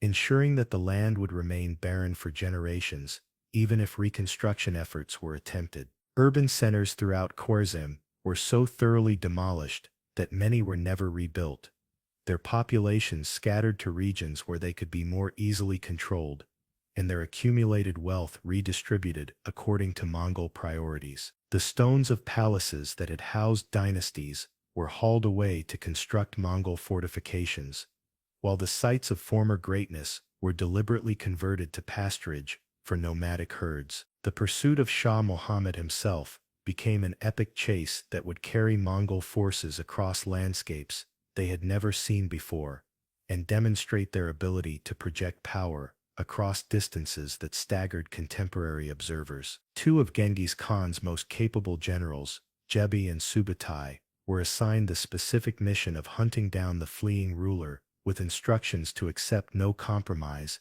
and show no mercy. The chase carried the Mongol pursuit force across the Iranian plateau, through mountain passes where eagles nested, and across deserts where survival required intimate knowledge of hidden water sources. The Shah, who had begun the conflict as the ruler of an empire stretching from the Indus to the Euphrates, found himself reduced to the status of a fugitive whose very presence brought disaster upon anyone who offered him shelter. Cities that provided aid to the fleeing ruler faced immediate retaliation from Mongol forces that seemed to appear from nowhere with supernatural speed.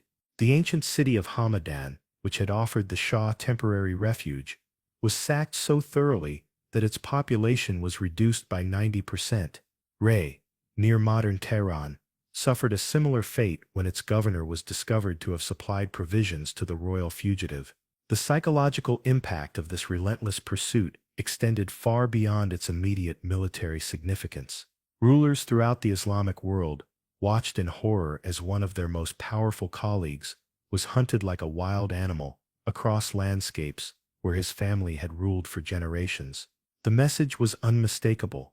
There would be no sanctuary for those who defied Mongol authority, no distance great enough to ensure safety from imperial vengeance.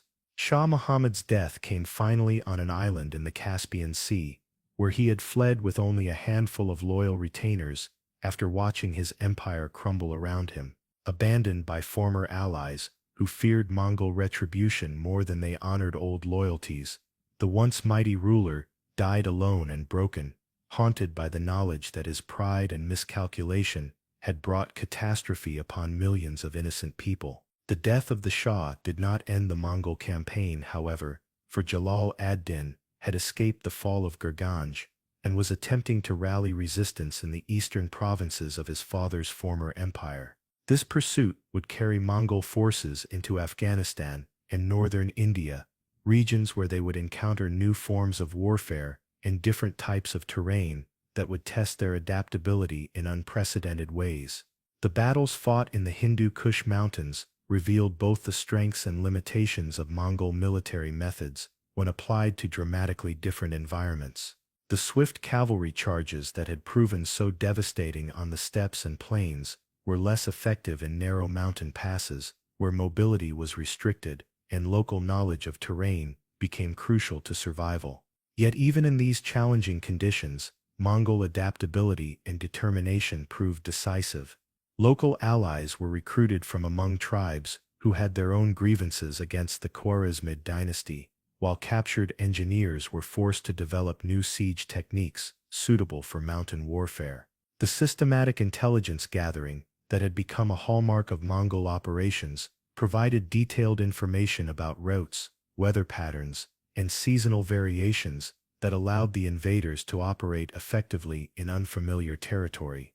The final confrontation between Jalal ad-Din and the Mongol forces came at the Battle of the Indus, where the last Khwarezmid prince made his final stand with an army composed of refugees, adventurers, and desperate men who had nothing left to lose.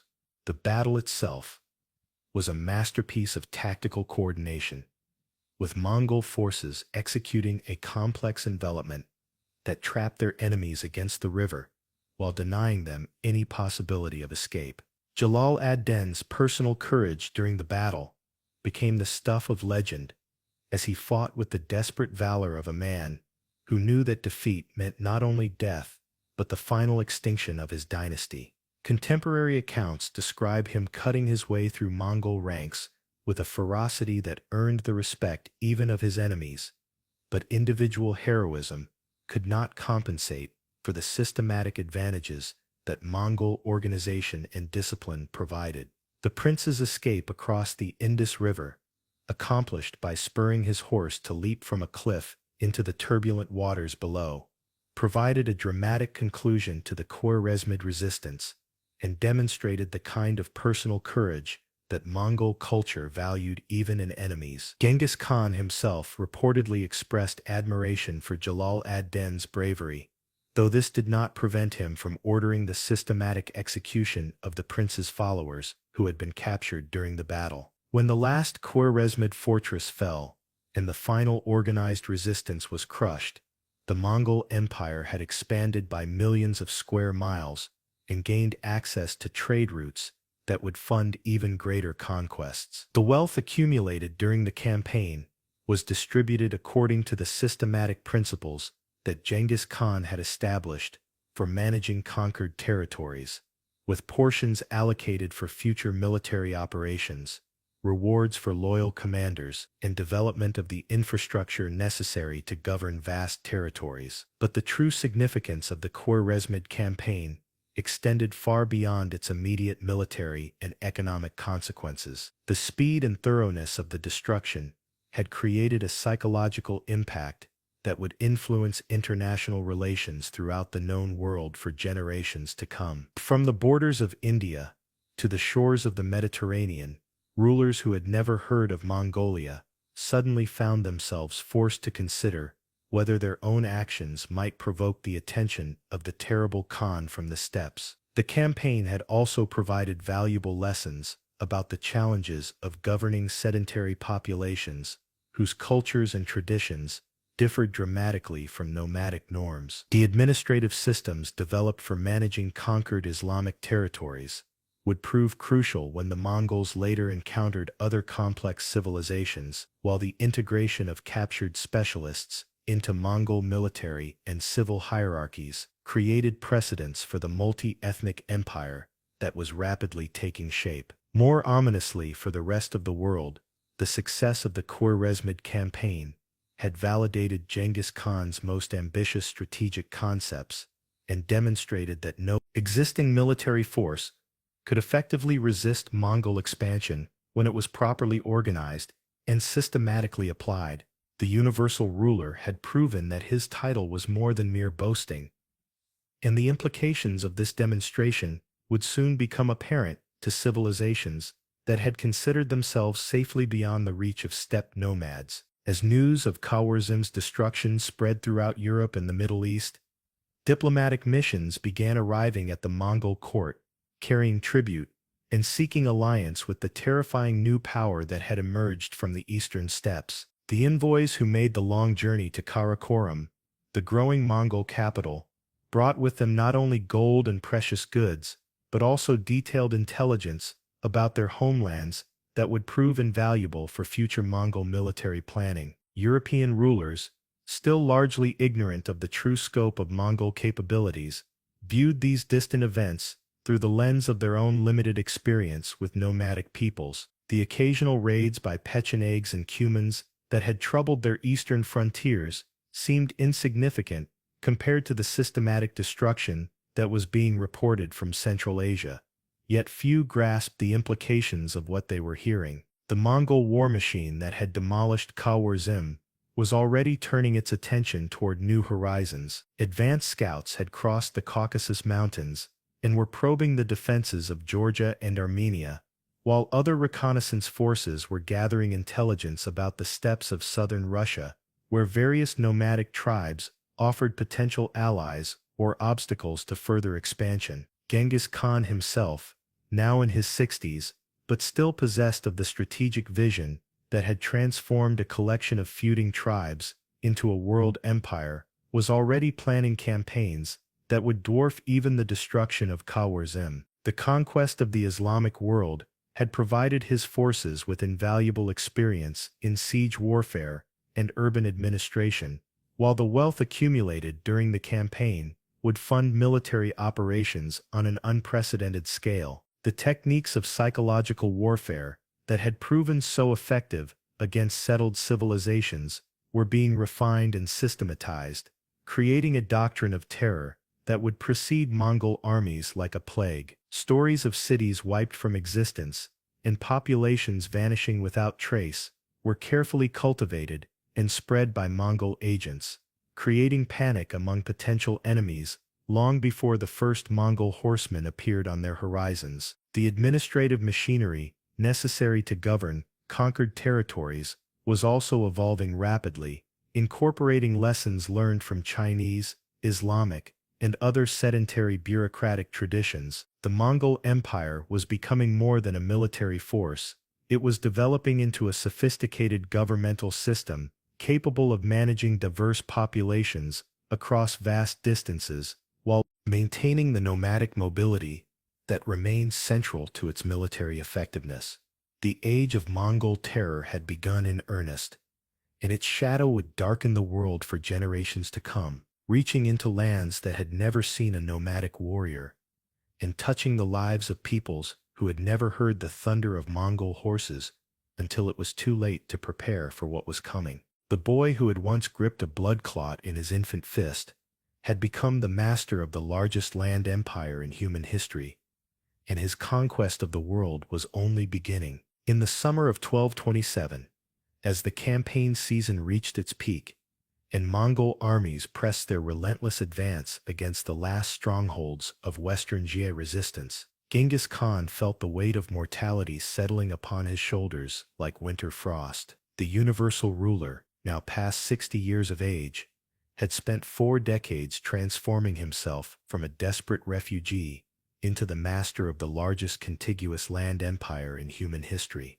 But even his iron constitution could not indefinitely withstand the accumulated toll of countless campaigns and endless winters on the steppes. The Khan's final campaign against the Western Jie had been motivated by more than mere strategic necessity. This was personal vengeance against a people who had dared to break their vassalage and rebel against Mongol authority, an offense that could not be tolerated if the empire's other subjects were to remain obedient. The systematic destruction that followed demonstrated that even in his final years, Genghis Khan had lost none of his capacity for ruthless calculation and overwhelming response to defiance. But as autumn approached, and the grass began to turn brown across the familiar landscapes of his youth, the Khan knew that his time was ending. In his final councils with his sons and most trusted generals, he revealed the grand strategic vision that would guide Mongol expansion for generations after his death. The conquest of the Western Jie was merely the completion of unfinished business.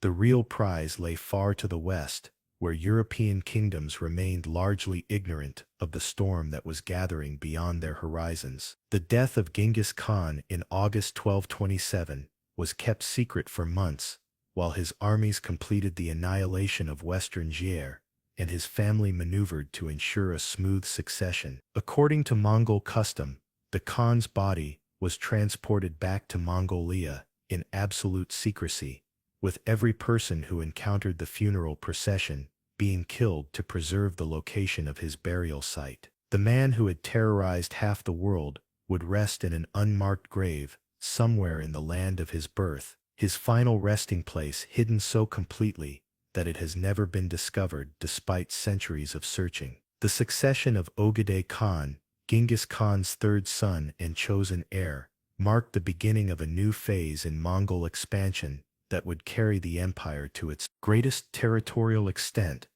and establish systems of governance that would endure long after the nomadic conquests had ended. Ogedei possessed his father's strategic vision, but combined it with a more systematic approach to administration and a deeper understanding of the challenges involved in governing sedentary populations whose traditions differed fundamentally from nomadic customs. The new Khan's first priority was completing the conquest of the Jin dynasty, a task that had occupied Mongol forces intermittently for over 2 decades without achieving final victory. The Jin Empire's stubborn resistance had demonstrated the difficulties inherent in conquering a wealthy, populous, and well-fortified civilization, but it had also provided invaluable experience in siege warfare and urban administration that would prove crucial in future campaigns against other sedentary powers. The siege of Kaifeng, the Jin capital, became one of the most sophisticated military operations in medieval warfare, demonstrating how completely the Mongols had mastered the art of reducing fortified cities through a combination of traditional nomadic mobility, Chinese engineering expertise, and Islamic siege techniques acquired during the Khwarezmid campaigns. The city's defenses, strengthened over generations of warfare against nomadic enemies, included multiple concentric walls rising to heights of 40 feet, extensive earthworks that created killing fields for defenders, and a garrison numbering in the hundreds of thousands of professional soldiers, equipped with the finest weapons that Chinese metallurgy could produce. The siege lasted over a year and required unprecedented coordination between multiple Mongol armies operating across vast distances while maintaining supply lines that stretched back to Mongolia through territories that had been devastated by previous campaigns. Ogday's strategic genius was evident in his ability to coordinate simultaneous operations against multiple Jin strongholds, preventing the defenders from concentrating their forces while gradually tightening the noose around their capital. The Mongol siege lines that surrounded Kaifeng represented a revolution in military engineering that combined nomadic mobility with the most advanced siege techniques known to medieval warfare. Chinese engineers, working under Mongol supervision, constructed massive trebuchets capable of hurling stones weighing over 300 pounds, while Islamic specialists contributed knowledge of Greek fire and other incendiary weapons that could burn through the strongest wooden fortifications. Perhaps most innovative was the Mongol use of psychological warfare on an industrial scale. The heads of captured Jin soldiers were catapulted into the city on a daily basis, while prisoners were forced to construct siege engines in full view of the defenders before being executed as object lessons in the futility of resistance. The systematic nature of these terror tactics created panic among the civilian population that proved as effective as any military weapon. When the outer walls finally fell, after months of relentless bombardment, the street fighting that followed revealed the evolution of Mongol urban warfare tactics. These were no longer nomadic raiders uncomfortable in confined spaces, but professional soldiers who had learned to adapt their traditional advantages of speed and coordination to the requirements of house-to-house combat. The systematic clearing of districts, the use of captured civilians as human shields, and the methodical destruction of anything that might aid future resistance demonstrated a level of military sophistication that exceeded anything previously seen in medieval warfare. The fall of Kaifeng provided not only the wealth necessary to fund Ogeday's European campaigns, but also access to Chinese administrative expertise that would prove crucial in governing the empire's diverse populations. Thousands of Jin officials, scholars, and specialists were relocated to Karakoram and other administrative centers, where their knowledge of taxation, record-keeping, and bureaucratic procedure was systematically integrated into Mongol governmental systems. When Kaifeng finally fell in 1233, the systematic looting that followed provided the economic foundation for Ogeday's most ambitious project, the complete conquest of Europe. The wealth accumulated from Chinese cities, combined with the administrative expertise of captured Jin officials and the military technologies acquired through decades of siege warfare, created capabilities that no previous nomadic confederation had ever possessed.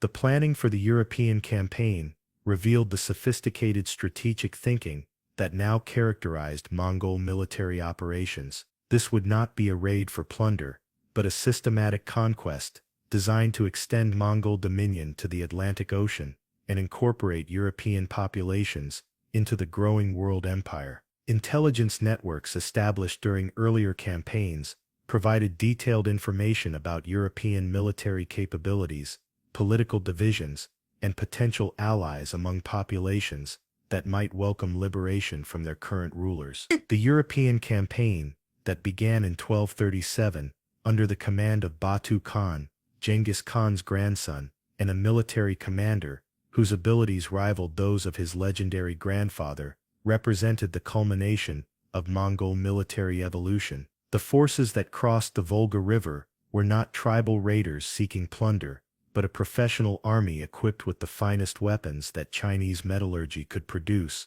supplied through logistics networks that stretched across continents, and commanded by generals who had learned their craft in the conquest of the world's most sophisticated civilizations. The composition of this invasion force demonstrated the international character that the Mongol military had acquired through decades of conquest. Integration. Mongol heavy cavalry formed the core of the army, but they were supported by Chinese engineers capable of reducing any fortification, Islamic specialists in siege warfare and urban administration, and auxiliary forces recruited from every conquered population that had proven capable of meeting Mongol standards for military effectiveness. The speed of the Mongol advance caught European defenders completely unprepared for the scale and coordination of the invasion. Traditional nomadic incursions had been seasonal affairs, limited by the need to return to the steppes with captured livestock and plunder before winter set in. But the Mongol war machine that swept across Russia operated according to entirely different principles, maintaining its effectiveness through the harshest winter weather and striking simultaneously at targets separated by hundreds of miles. The siege of Ryazan, the first major Russian city to face the full force of Mongol military might, demonstrated to European observers that these were not ordinary barbarians, but a military force capable of reducing the strongest fortifications with mechanical precision. The city's walls, which had never been breached by nomadic enemies and were considered among the strongest in Eastern Europe, crumbled before siege engines operated by Chinese engineers, while Mongol cavalry sealed off all escape routes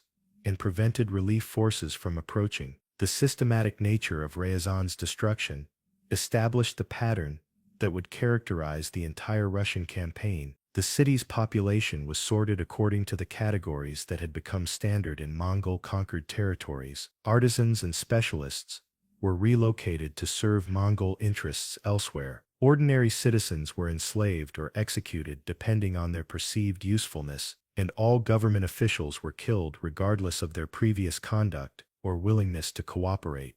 The psychological warfare that had proven so effective in China and Central Asia was equally devastating when applied to European populations who had no previous experience of Mongol methods. Refugees fleeing captured cities brought tales of destruction so systematic and complete that listeners initially dismissed them as impossible exaggerations, yet the evidence of their accuracy mounted with each passing month as more settlements vanished from the map.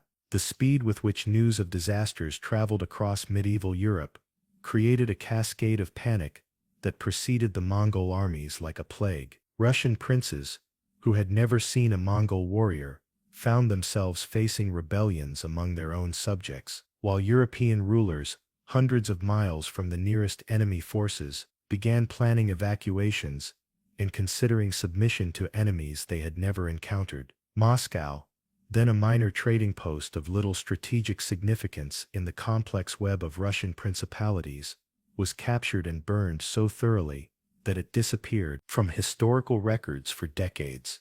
The methodical destruction of the settlement revealed Mongol determination to eliminate every trace of Russian political organization, ensuring that future resistance would be impossible to organize around traditional centers of authority. Kiev, the greatest city of medieval Russia and a center of Orthodox Christianity that rivaled Constantinople in magnificence and spiritual significance, presented the Mongols with their greatest challenge in the Russian campaign. The city's massive walls and numerous churches created a fortress complex that seemed almost impregnable, while its garrison included some of the finest warriors that the Russian principalities could field. The siege of Kiev lasted 6 months and became a masterpiece of coordinated military engineering that demonstrated the full sophistication of Mongol siege warfare. Multiple armies converged on the city from different directions, while maintaining perfect coordination through signal systems that European observers could not understand. The siege lines that surrounded Kiev were themselves engineering marvels, incorporating defensive positions that could repel relief forces while maintaining offensive capabilities against the city walls.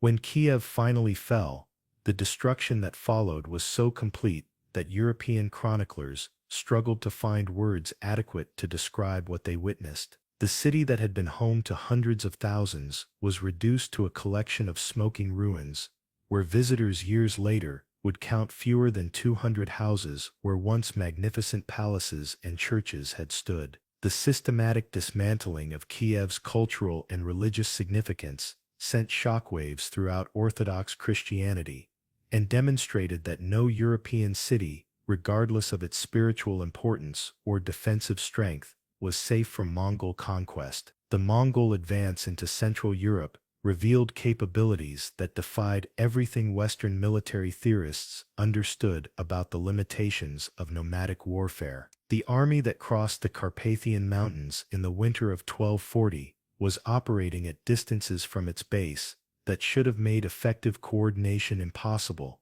yet its various components moved with the precision of clockwork while maintaining constant communication through signal systems that European observers could not comprehend. The logistical achievement represented by this advance was unprecedented in medieval warfare. Mongol forces operating in Hungary and Poland were supplied through networks that stretched back across thousands of miles of conquered territory, with relay stations providing fresh horses, replacement equipment, and communications links that enabled real-time coordination between armies separated by vast distances. The Battle of Mohi in Hungary demonstrated the fatal obsolescence of traditional European cavalry tactics when confronted with Mongol mobility and firepower. The Hungarian army, considered one of the finest in Christendom, and commanded by King Bela IV himself, was annihilated in a single day through tactical innovations that combined traditional nomadic advantages with siege warfare techniques learned in China and sophisticated intelligence gathering that had mapped every detail of the battlefield in advance. The battle began before dawn with a carefully coordinated Mongol assault that used the darkness to mask their movements, while European defenders struggled to organize their response. Mongol light cavalry, operating with the silent efficiency that had characterized their operations throughout the campaign, established control of key terrain features while the main force prepared for the decisive assault. When daylight revealed the full scope of the Mongol deployment, European observers were astounded by the precision and scale of the enemy formations. This was not the chaotic charge of barbarian warriors, but a methodical military operation executed with mechanical precision by forces that had been trained to operate as integrated components of a larger system. The destruction of the Hungarian army was so complete that organized European resistance virtually collapsed throughout Central Europe. King Bela's escape from the battlefield, with only a handful of followers, demonstrated that even the most powerful European rulers were helpless against Mongol military superiority when it was systematically applied. The simultaneous invasion of Poland revealed the true scope of Mongol capabilities, as forces under Baydar and Kaidu struck at Krakow and other major cities while maintaining perfect coordination with the main army operating hundreds of miles away in Hungary. The ability to coordinate such complex operations across vast distances demonstrated organizational capabilities that exceeded anything in European military experience. The Battle of Legnica, where a combined Polish and German army, including some of the finest heavy cavalry in Europe, was crushed with the same methodical efficiency that had characterized Mongol victories from China to Central Asia, demonstrated that European military superiority in individual combat was irrelevant when confronted with superior organization and tactical coordination. The Mongol advance to the gates of Vienna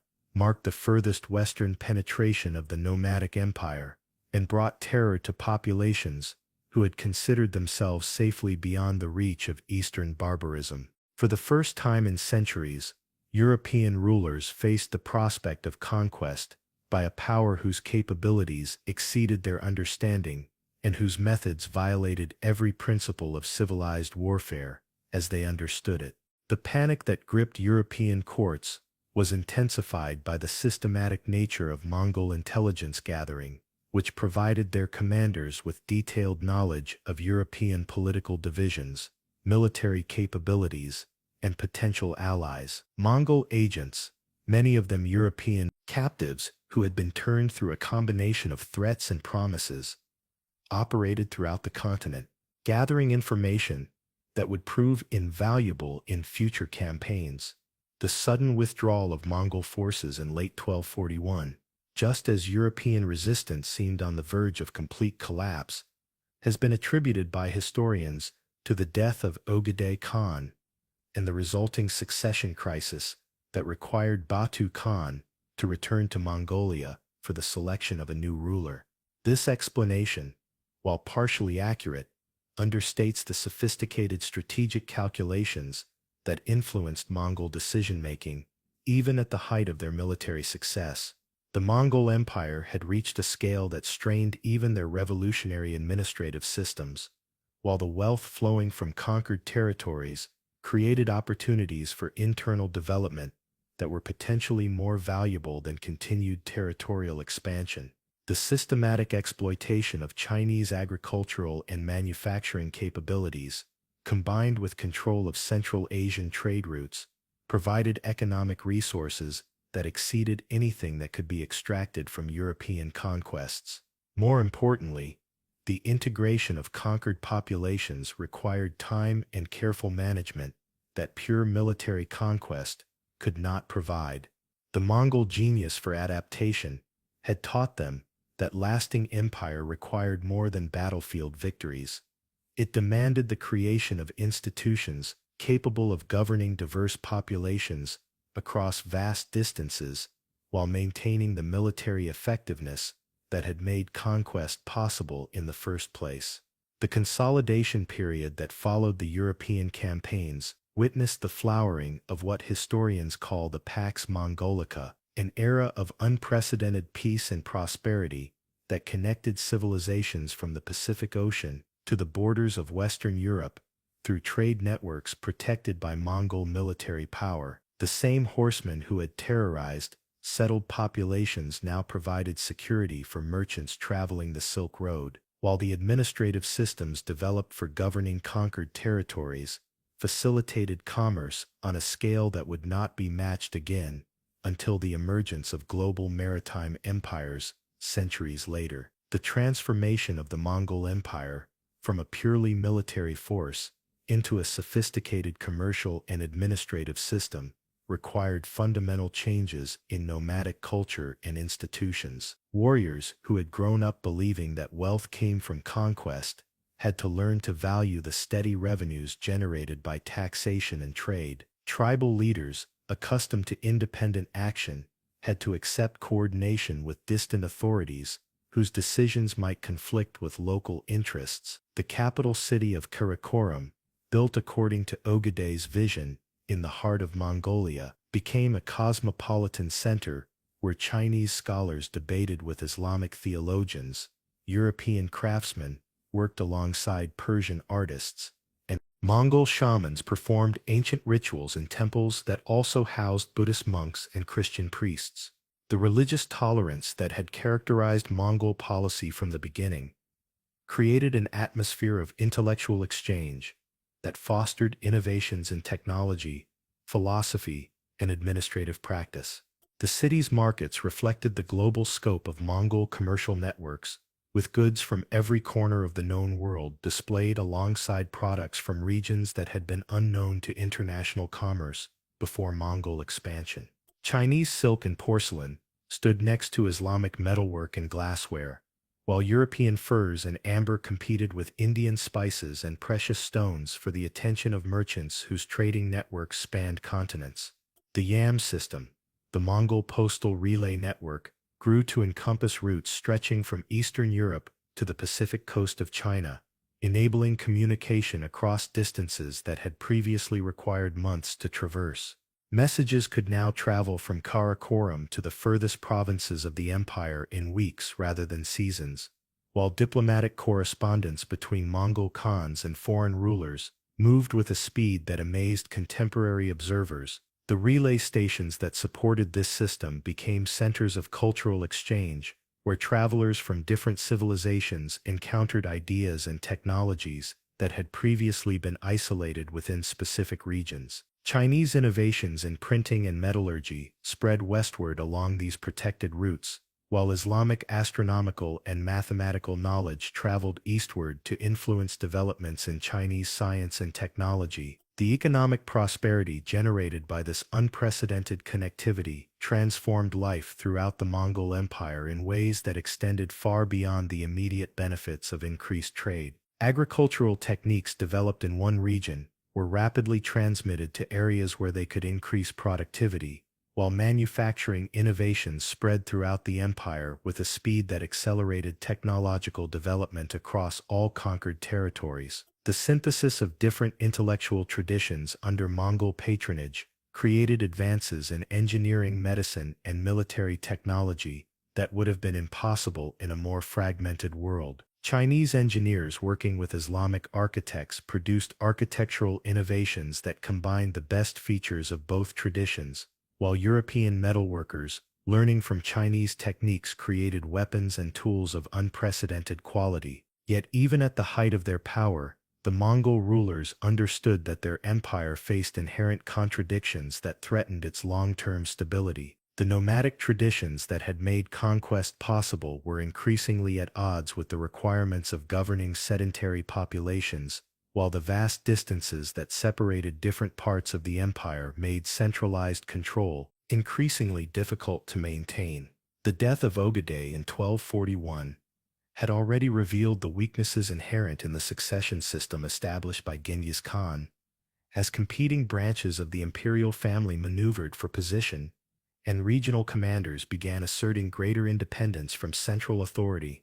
The unity that had characterized the empire during its period of rapid expansion was beginning to fracture under the weight of its own success, setting the stage for conflicts that would ultimately transform the unified Mongol Empire into a collection of competing khanates. The reign of Mongol Khan, who assumed power in 1251, after a prolonged succession struggle that revealed the growing divisions within the imperial family, represented the last great flowering of unified Mongol expansion as the empire reached its maximum territorial extent through simultaneous campaigns in China, the Middle East, and Eastern Europe. Under his leadership, Mongol armies achieved their greatest victories while operating on multiple fronts separated by thousands of miles, demonstrating organizational capabilities that exceeded anything in human history. The southern campaign against the Song dynasty in China, led by Mongol's brother Kublai,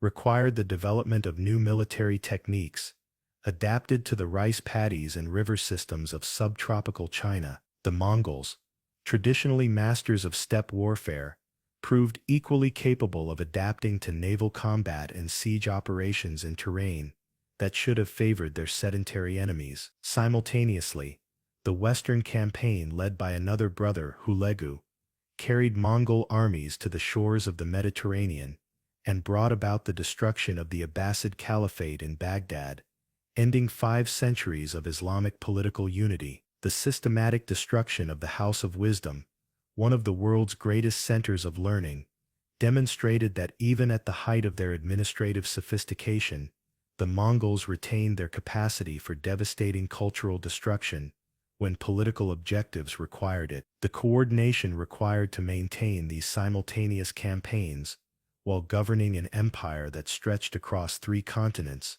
represented the pinnacle of Mongol administrative achievement. Supply lines stretching thousands of miles were maintained with mechanical precision, while intelligence networks provided real-time information about enemy movements and political developments across the known world. Yet even as Mongol armies achieved their greatest victories, the forces that would eventually fragment the empire were already gathering strength beneath the surface of imperial unity. The vast distances that separated different theaters of operation made centralized control increasingly difficult, while the cultural differences between various parts of the empire created centrifugal forces that pulled against imperial cohesion. The death of Mongol during the Chinese campaign in 1259 triggered a succession crisis that would permanently divide the empire.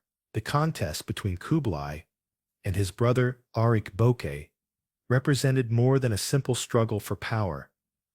It embodied fundamental disagreements about the future direction of Mongol civilization and the proper relationship between nomadic traditions and the requirements of governing sedentary populations. Kublai's victory established him as the Great Khan, but it also marked the effective end of unified Mongol rule. The regional Khans, who had consolidated power during the succession struggle, were unwilling to surrender their independence to any central authority, regardless of its legitimacy according to traditional Mongol law. The empire that had been forged through conquest and held together by the force of individual personality was fracturing into separate realms that would pursue increasingly divergent policies. The transformation from unified empire to competing khanates was not immediate, but the trend was unmistakable. The Golden Horde in Eastern Europe, the Ilkhanate in Persia, the Chagatai Khanate in Central Asia,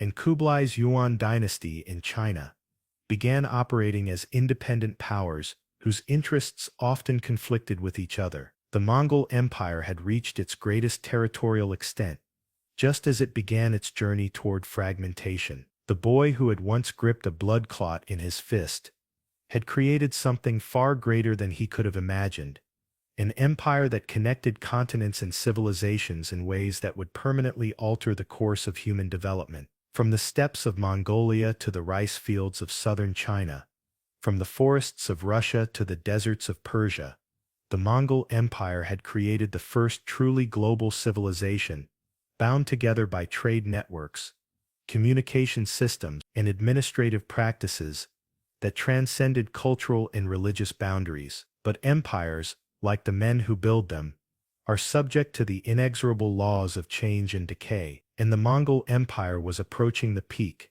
from which the only direction was descent. The very success that had made unified rule possible was now making it impossible to maintain, as local interests asserted themselves against imperial authority, and the practical challenges of governing vast territories overwhelmed even the most sophisticated administrative systems. The legacy of the unified Mongol Empire would endure long after its political structure had collapsed. But the age of conquest was ending, and the age of adaptation was beginning. The nomadic warriors who had terrorized the world were about to discover that ruling it would prove even more challenging than conquering it.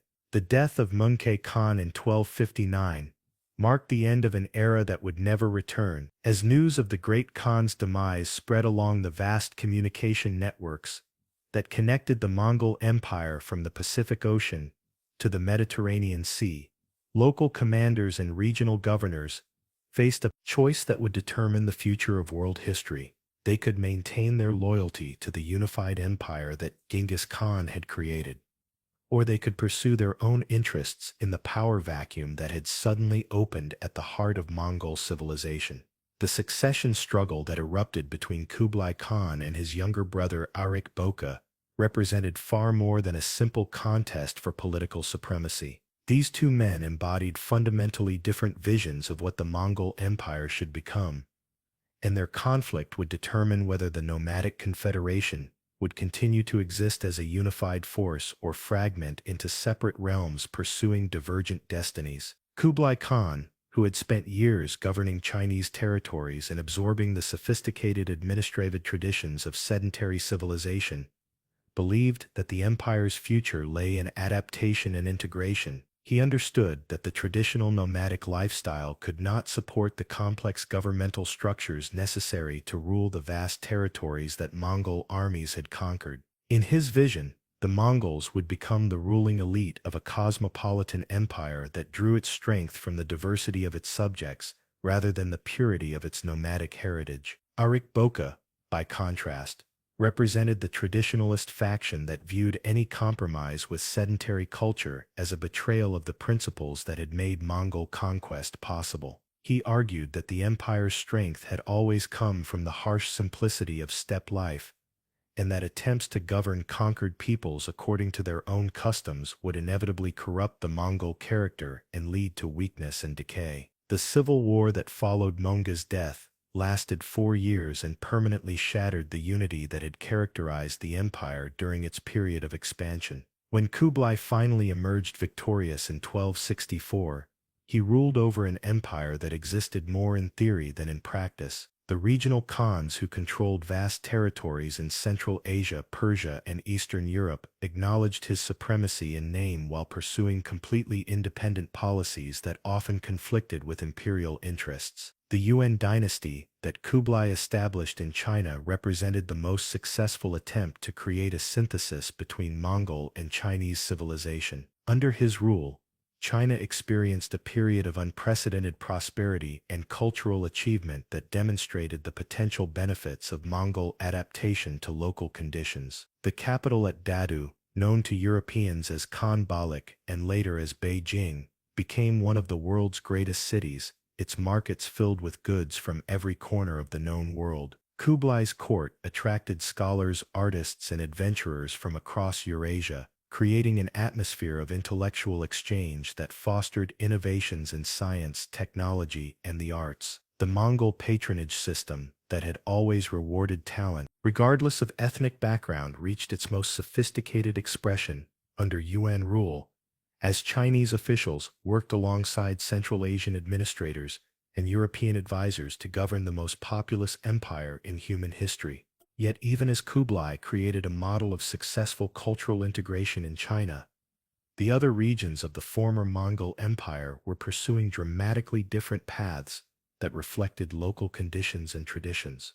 The Golden Horde, which controlled the steppes of southern Russia and extracted tribute from the emerging Russian principalities, maintained a more traditional nomadic lifestyle while gradually adopting Islamic customs that differentiated them from their Mongol cousins in China. The Ilkhanate in Persia faced the complex challenge of governing a population that possessed one of the world's most sophisticated literary and administrative traditions. The Mongol rulers of Iran gradually adopted Persian customs and converted to Islam, but their reign was marked by constant tensions between nomadic and sedentary elements that never achieved the synthesis that Kublai had accomplished in China. The Chagatai Khanate in Central Asia, controlling the heartland of the old Mongol Empire, experienced the most dramatic decline as competing factions struggled for control over territories that lacked the agricultural wealth of China or the commercial prosperity of Persia.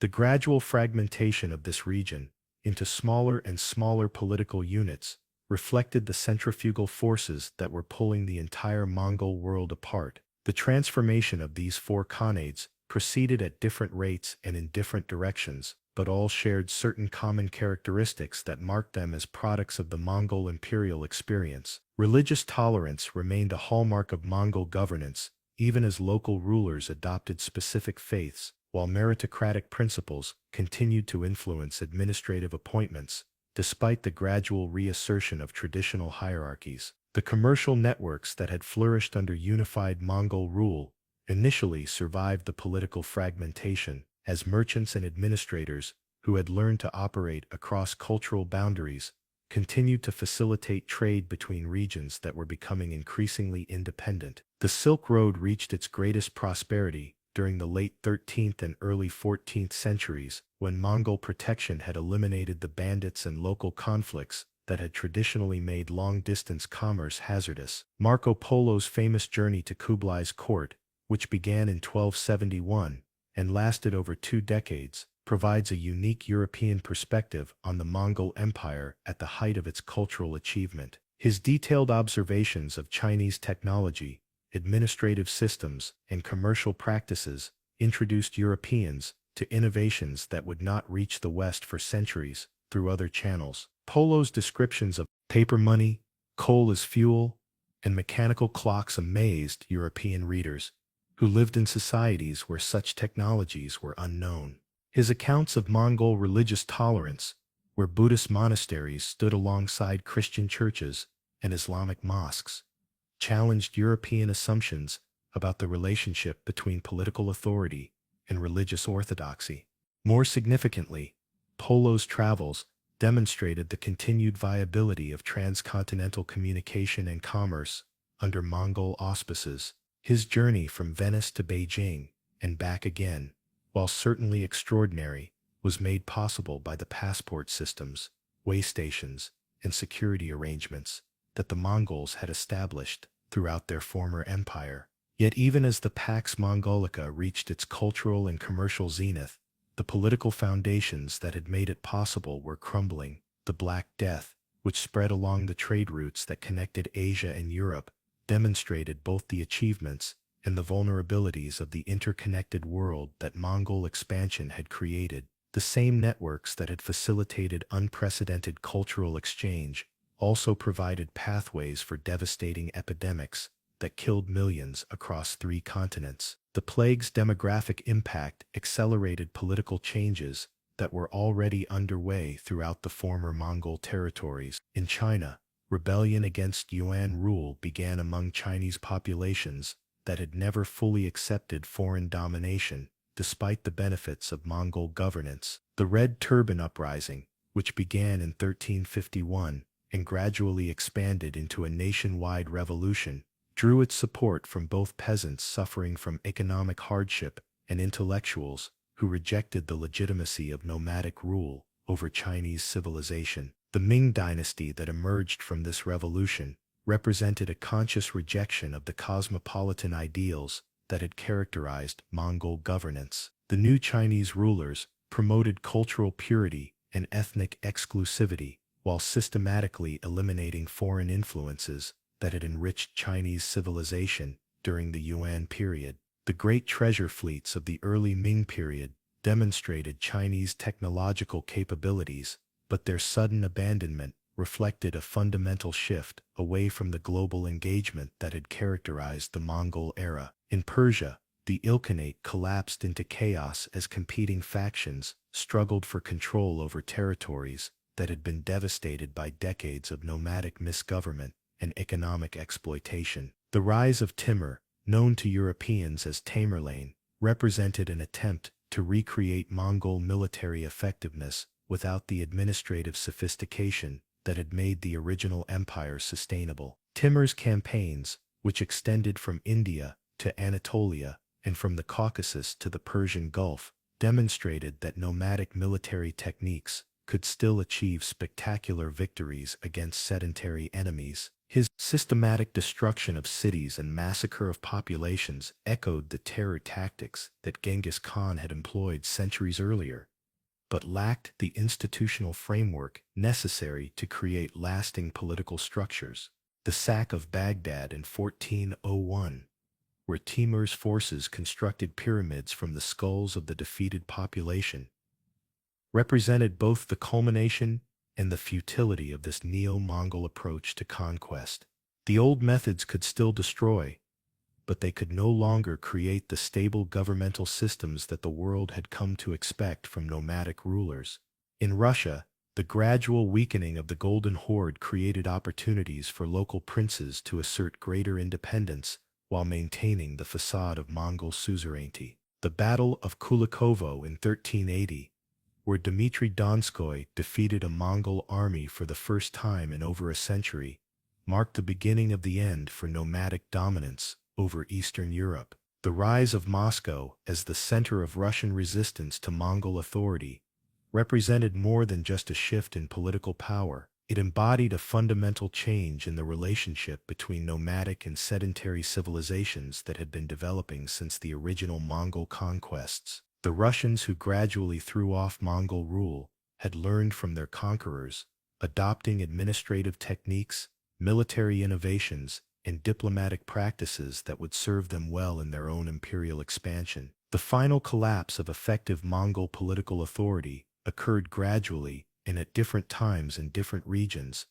but by the end of the 14th century, the empire that had once stretched from Korea to Hungary existed only in memory and in the institutional legacies that its rulers had established. The last Yuan emperor fled Beijing in 1368, ending nearly a century of Mongol rule over China. The Golden Horde fragmented into smaller khanates that were gradually absorbed by expanding Russian and Ottoman power. The Ilkhanate had already dissolved into competing dynasties that lacked any connection to the original Mongol imperial vision. Yet the disappearance of Mongol political authority did not erase the profound changes that nomadic rule had brought to the civilizations they had conquered. The administrative systems, commercial networks, and cultural syntheses that had developed under Mongol patronage continued to influence social and political development long after the last Mongol Khan had been driven from power. The legal codes that Mongol rulers had established,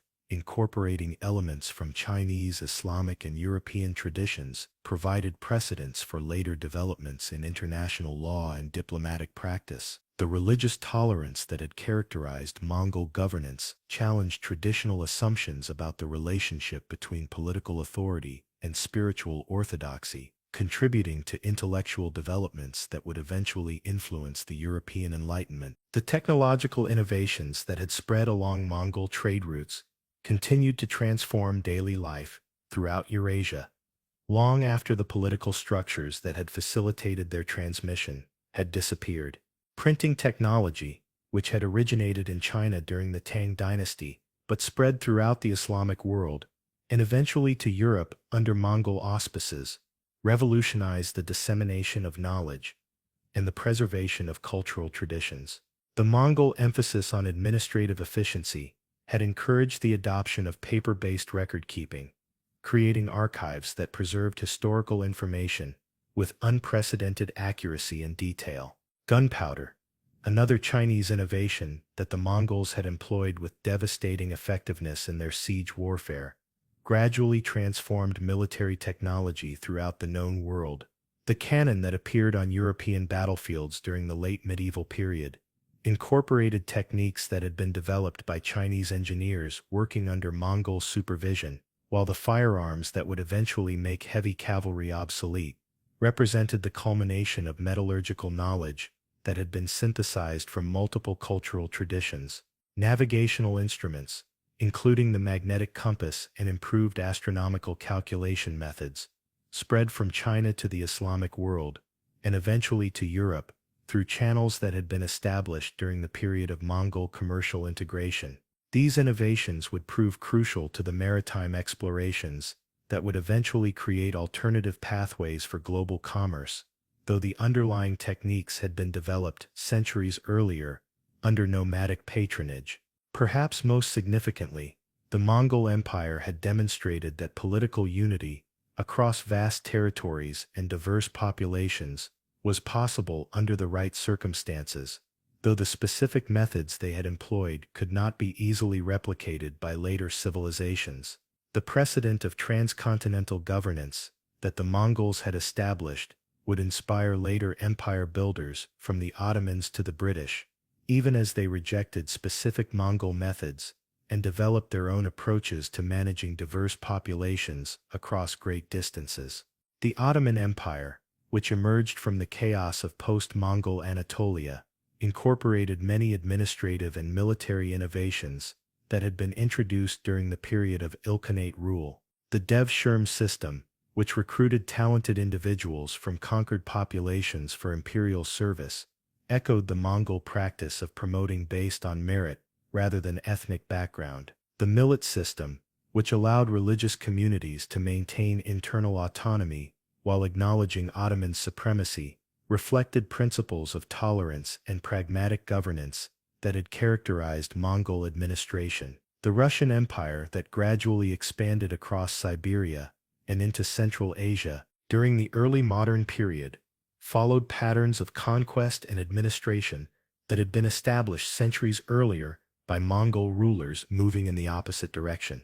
The Cossack forces that spearheaded Russian expansion employed military techniques and organizational structures that bore striking resemblances to Mongol models, while the tribute systems that Russian administrators established in conquered territories echoed methods that had been developed during the period of the Golden Horde. Even the British Empire, which would eventually control territories on every continent and establish the most extensive maritime empire in human history, incorporated administrative principles and governing philosophies that could be traced back to innovations introduced during the Mongol period. The British emphasis on religious tolerance in colonial territories, their willingness to employ local elites in imperial administration, and their development of communication networks that enabled coordination across vast distances, all reflected lessons that had been learned through the Mongol experience.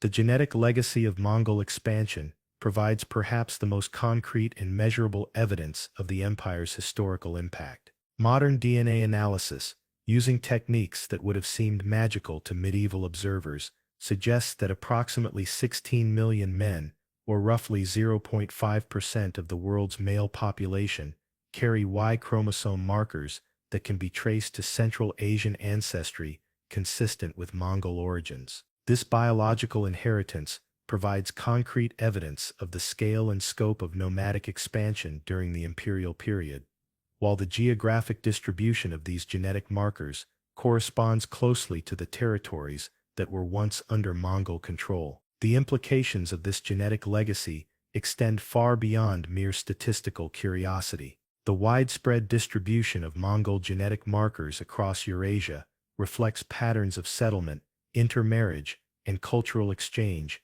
that demonstrate the depth of nomadic integration with sedentary populations. Unlike conquest that resulted merely in political domination, Mongol expansion involved genuine demographic mixing that created new ethnic identities and cultural syntheses throughout the conquered territories. The cultural legacy is perhaps even more profound, though harder to quantify with the same precision as genetic inheritance. The Mongol emphasis on meritocracy over hereditary privilege influenced political development throughout Asia and Europe, challenging traditional assumptions about the relationship between birth and social position. The concept that advancement should be based on ability and service rather than aristocratic lineage became embedded in administrative systems that would persist long after Mongol political authority had disappeared. Religious tolerance, which had been a pragmatic necessity for rulers governing diverse populations, evolved into a philosophical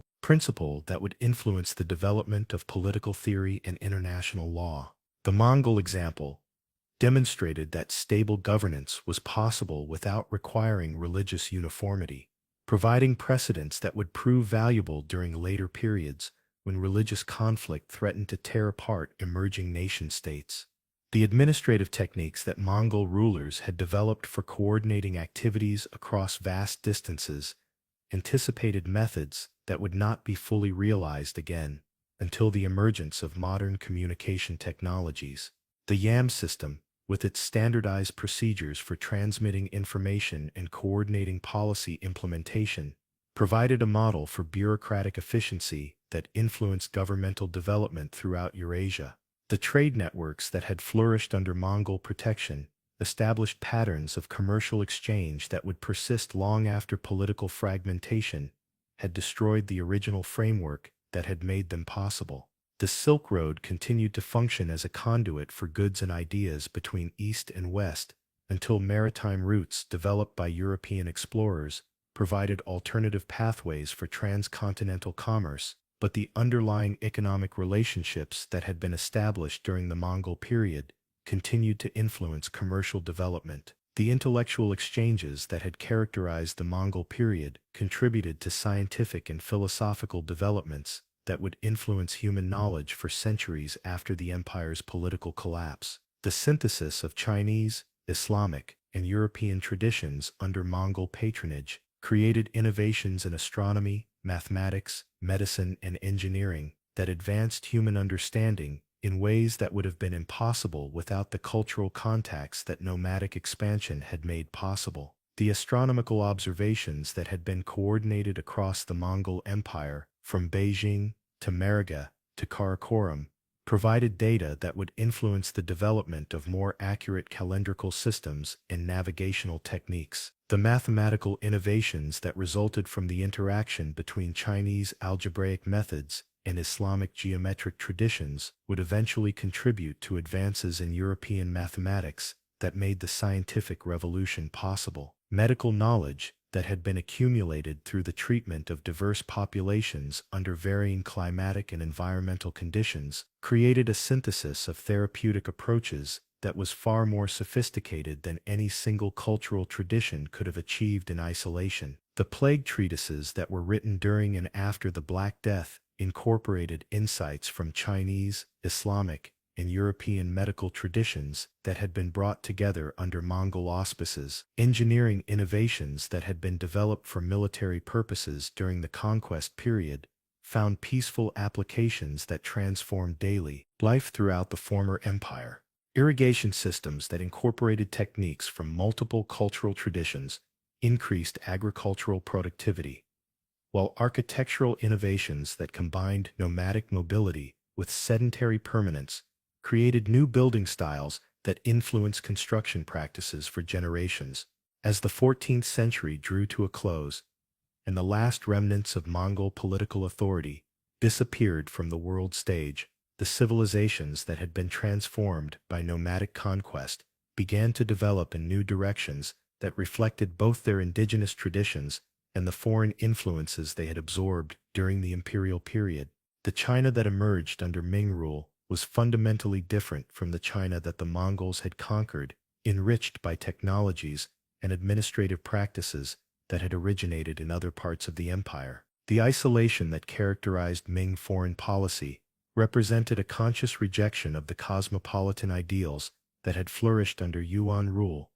But even this rejection bore the marks of Mongol influence. The elaborate court ceremonials that Ming emperors employed to demonstrate Chinese cultural superiority incorporated elements that had been introduced during the period of nomadic rule, while the administrative systems that governed the empire retained organizational principles that had been refined under Mongol supervision. The Islamic world that gradually recovered from the devastation of Mongol conquest incorporated elements of nomadic governance and Chinese technology that influenced the development of later Islamic empires. The Safavid dynasty in Persia, the Mughal Empire in India, and the Ottoman Empire in Anatolia all employed administrative techniques and military innovations that had been introduced during the period of Mongol domination, though they adapted these borrowings to conform with Islamic legal and cultural traditions. The European societies that had been terrorized by Mongol invasion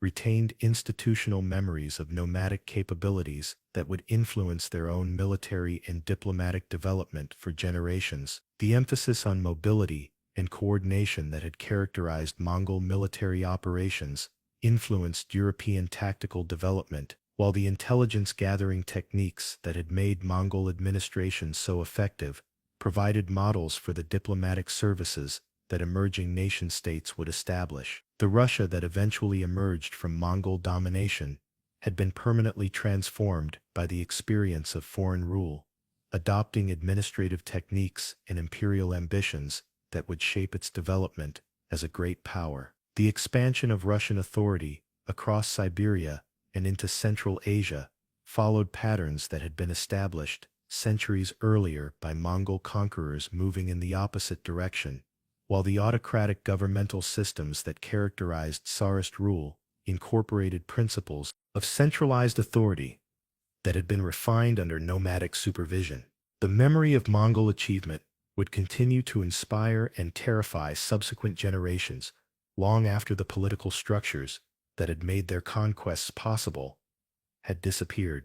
Napoleon's invasion of Russia was influenced by his study of Mongol military methods, while Hitler's plans for continental domination explicitly referenced the precedent that nomadic conquerors had established. The persistence of these historical memories demonstrates the profound psychological impact that Mongol expansion had on human consciousness. Standing at the end of this remarkable story, spanning nearly 2 centuries from the birth of Temujin to the final collapse of Mongol political authority, we can see that the nomadic empire represented both a culmination and a transition in human development. It brought to its highest expression the military and organizational capabilities that pastoral societies had been developing for millennia, while simultaneously creating the conditions that would make such achievements impossible for future nomadic confederations. The transformation of warfare through the introduction of gunpowder weapons would eventually make traditional nomadic advantages obsolete, while the development of maritime trade routes would reduce the importance of overland commerce that had provided much of the wealth that supported nomadic empires. The demographic changes that resulted from plague and conquest would alter the balance between nomadic and sedentary populations in ways that favored agricultural societies. Yet the institutional innovations that had been developed during the Mongol period would continue to influence political development throughout the early modern and modern periods. The concept of universal empire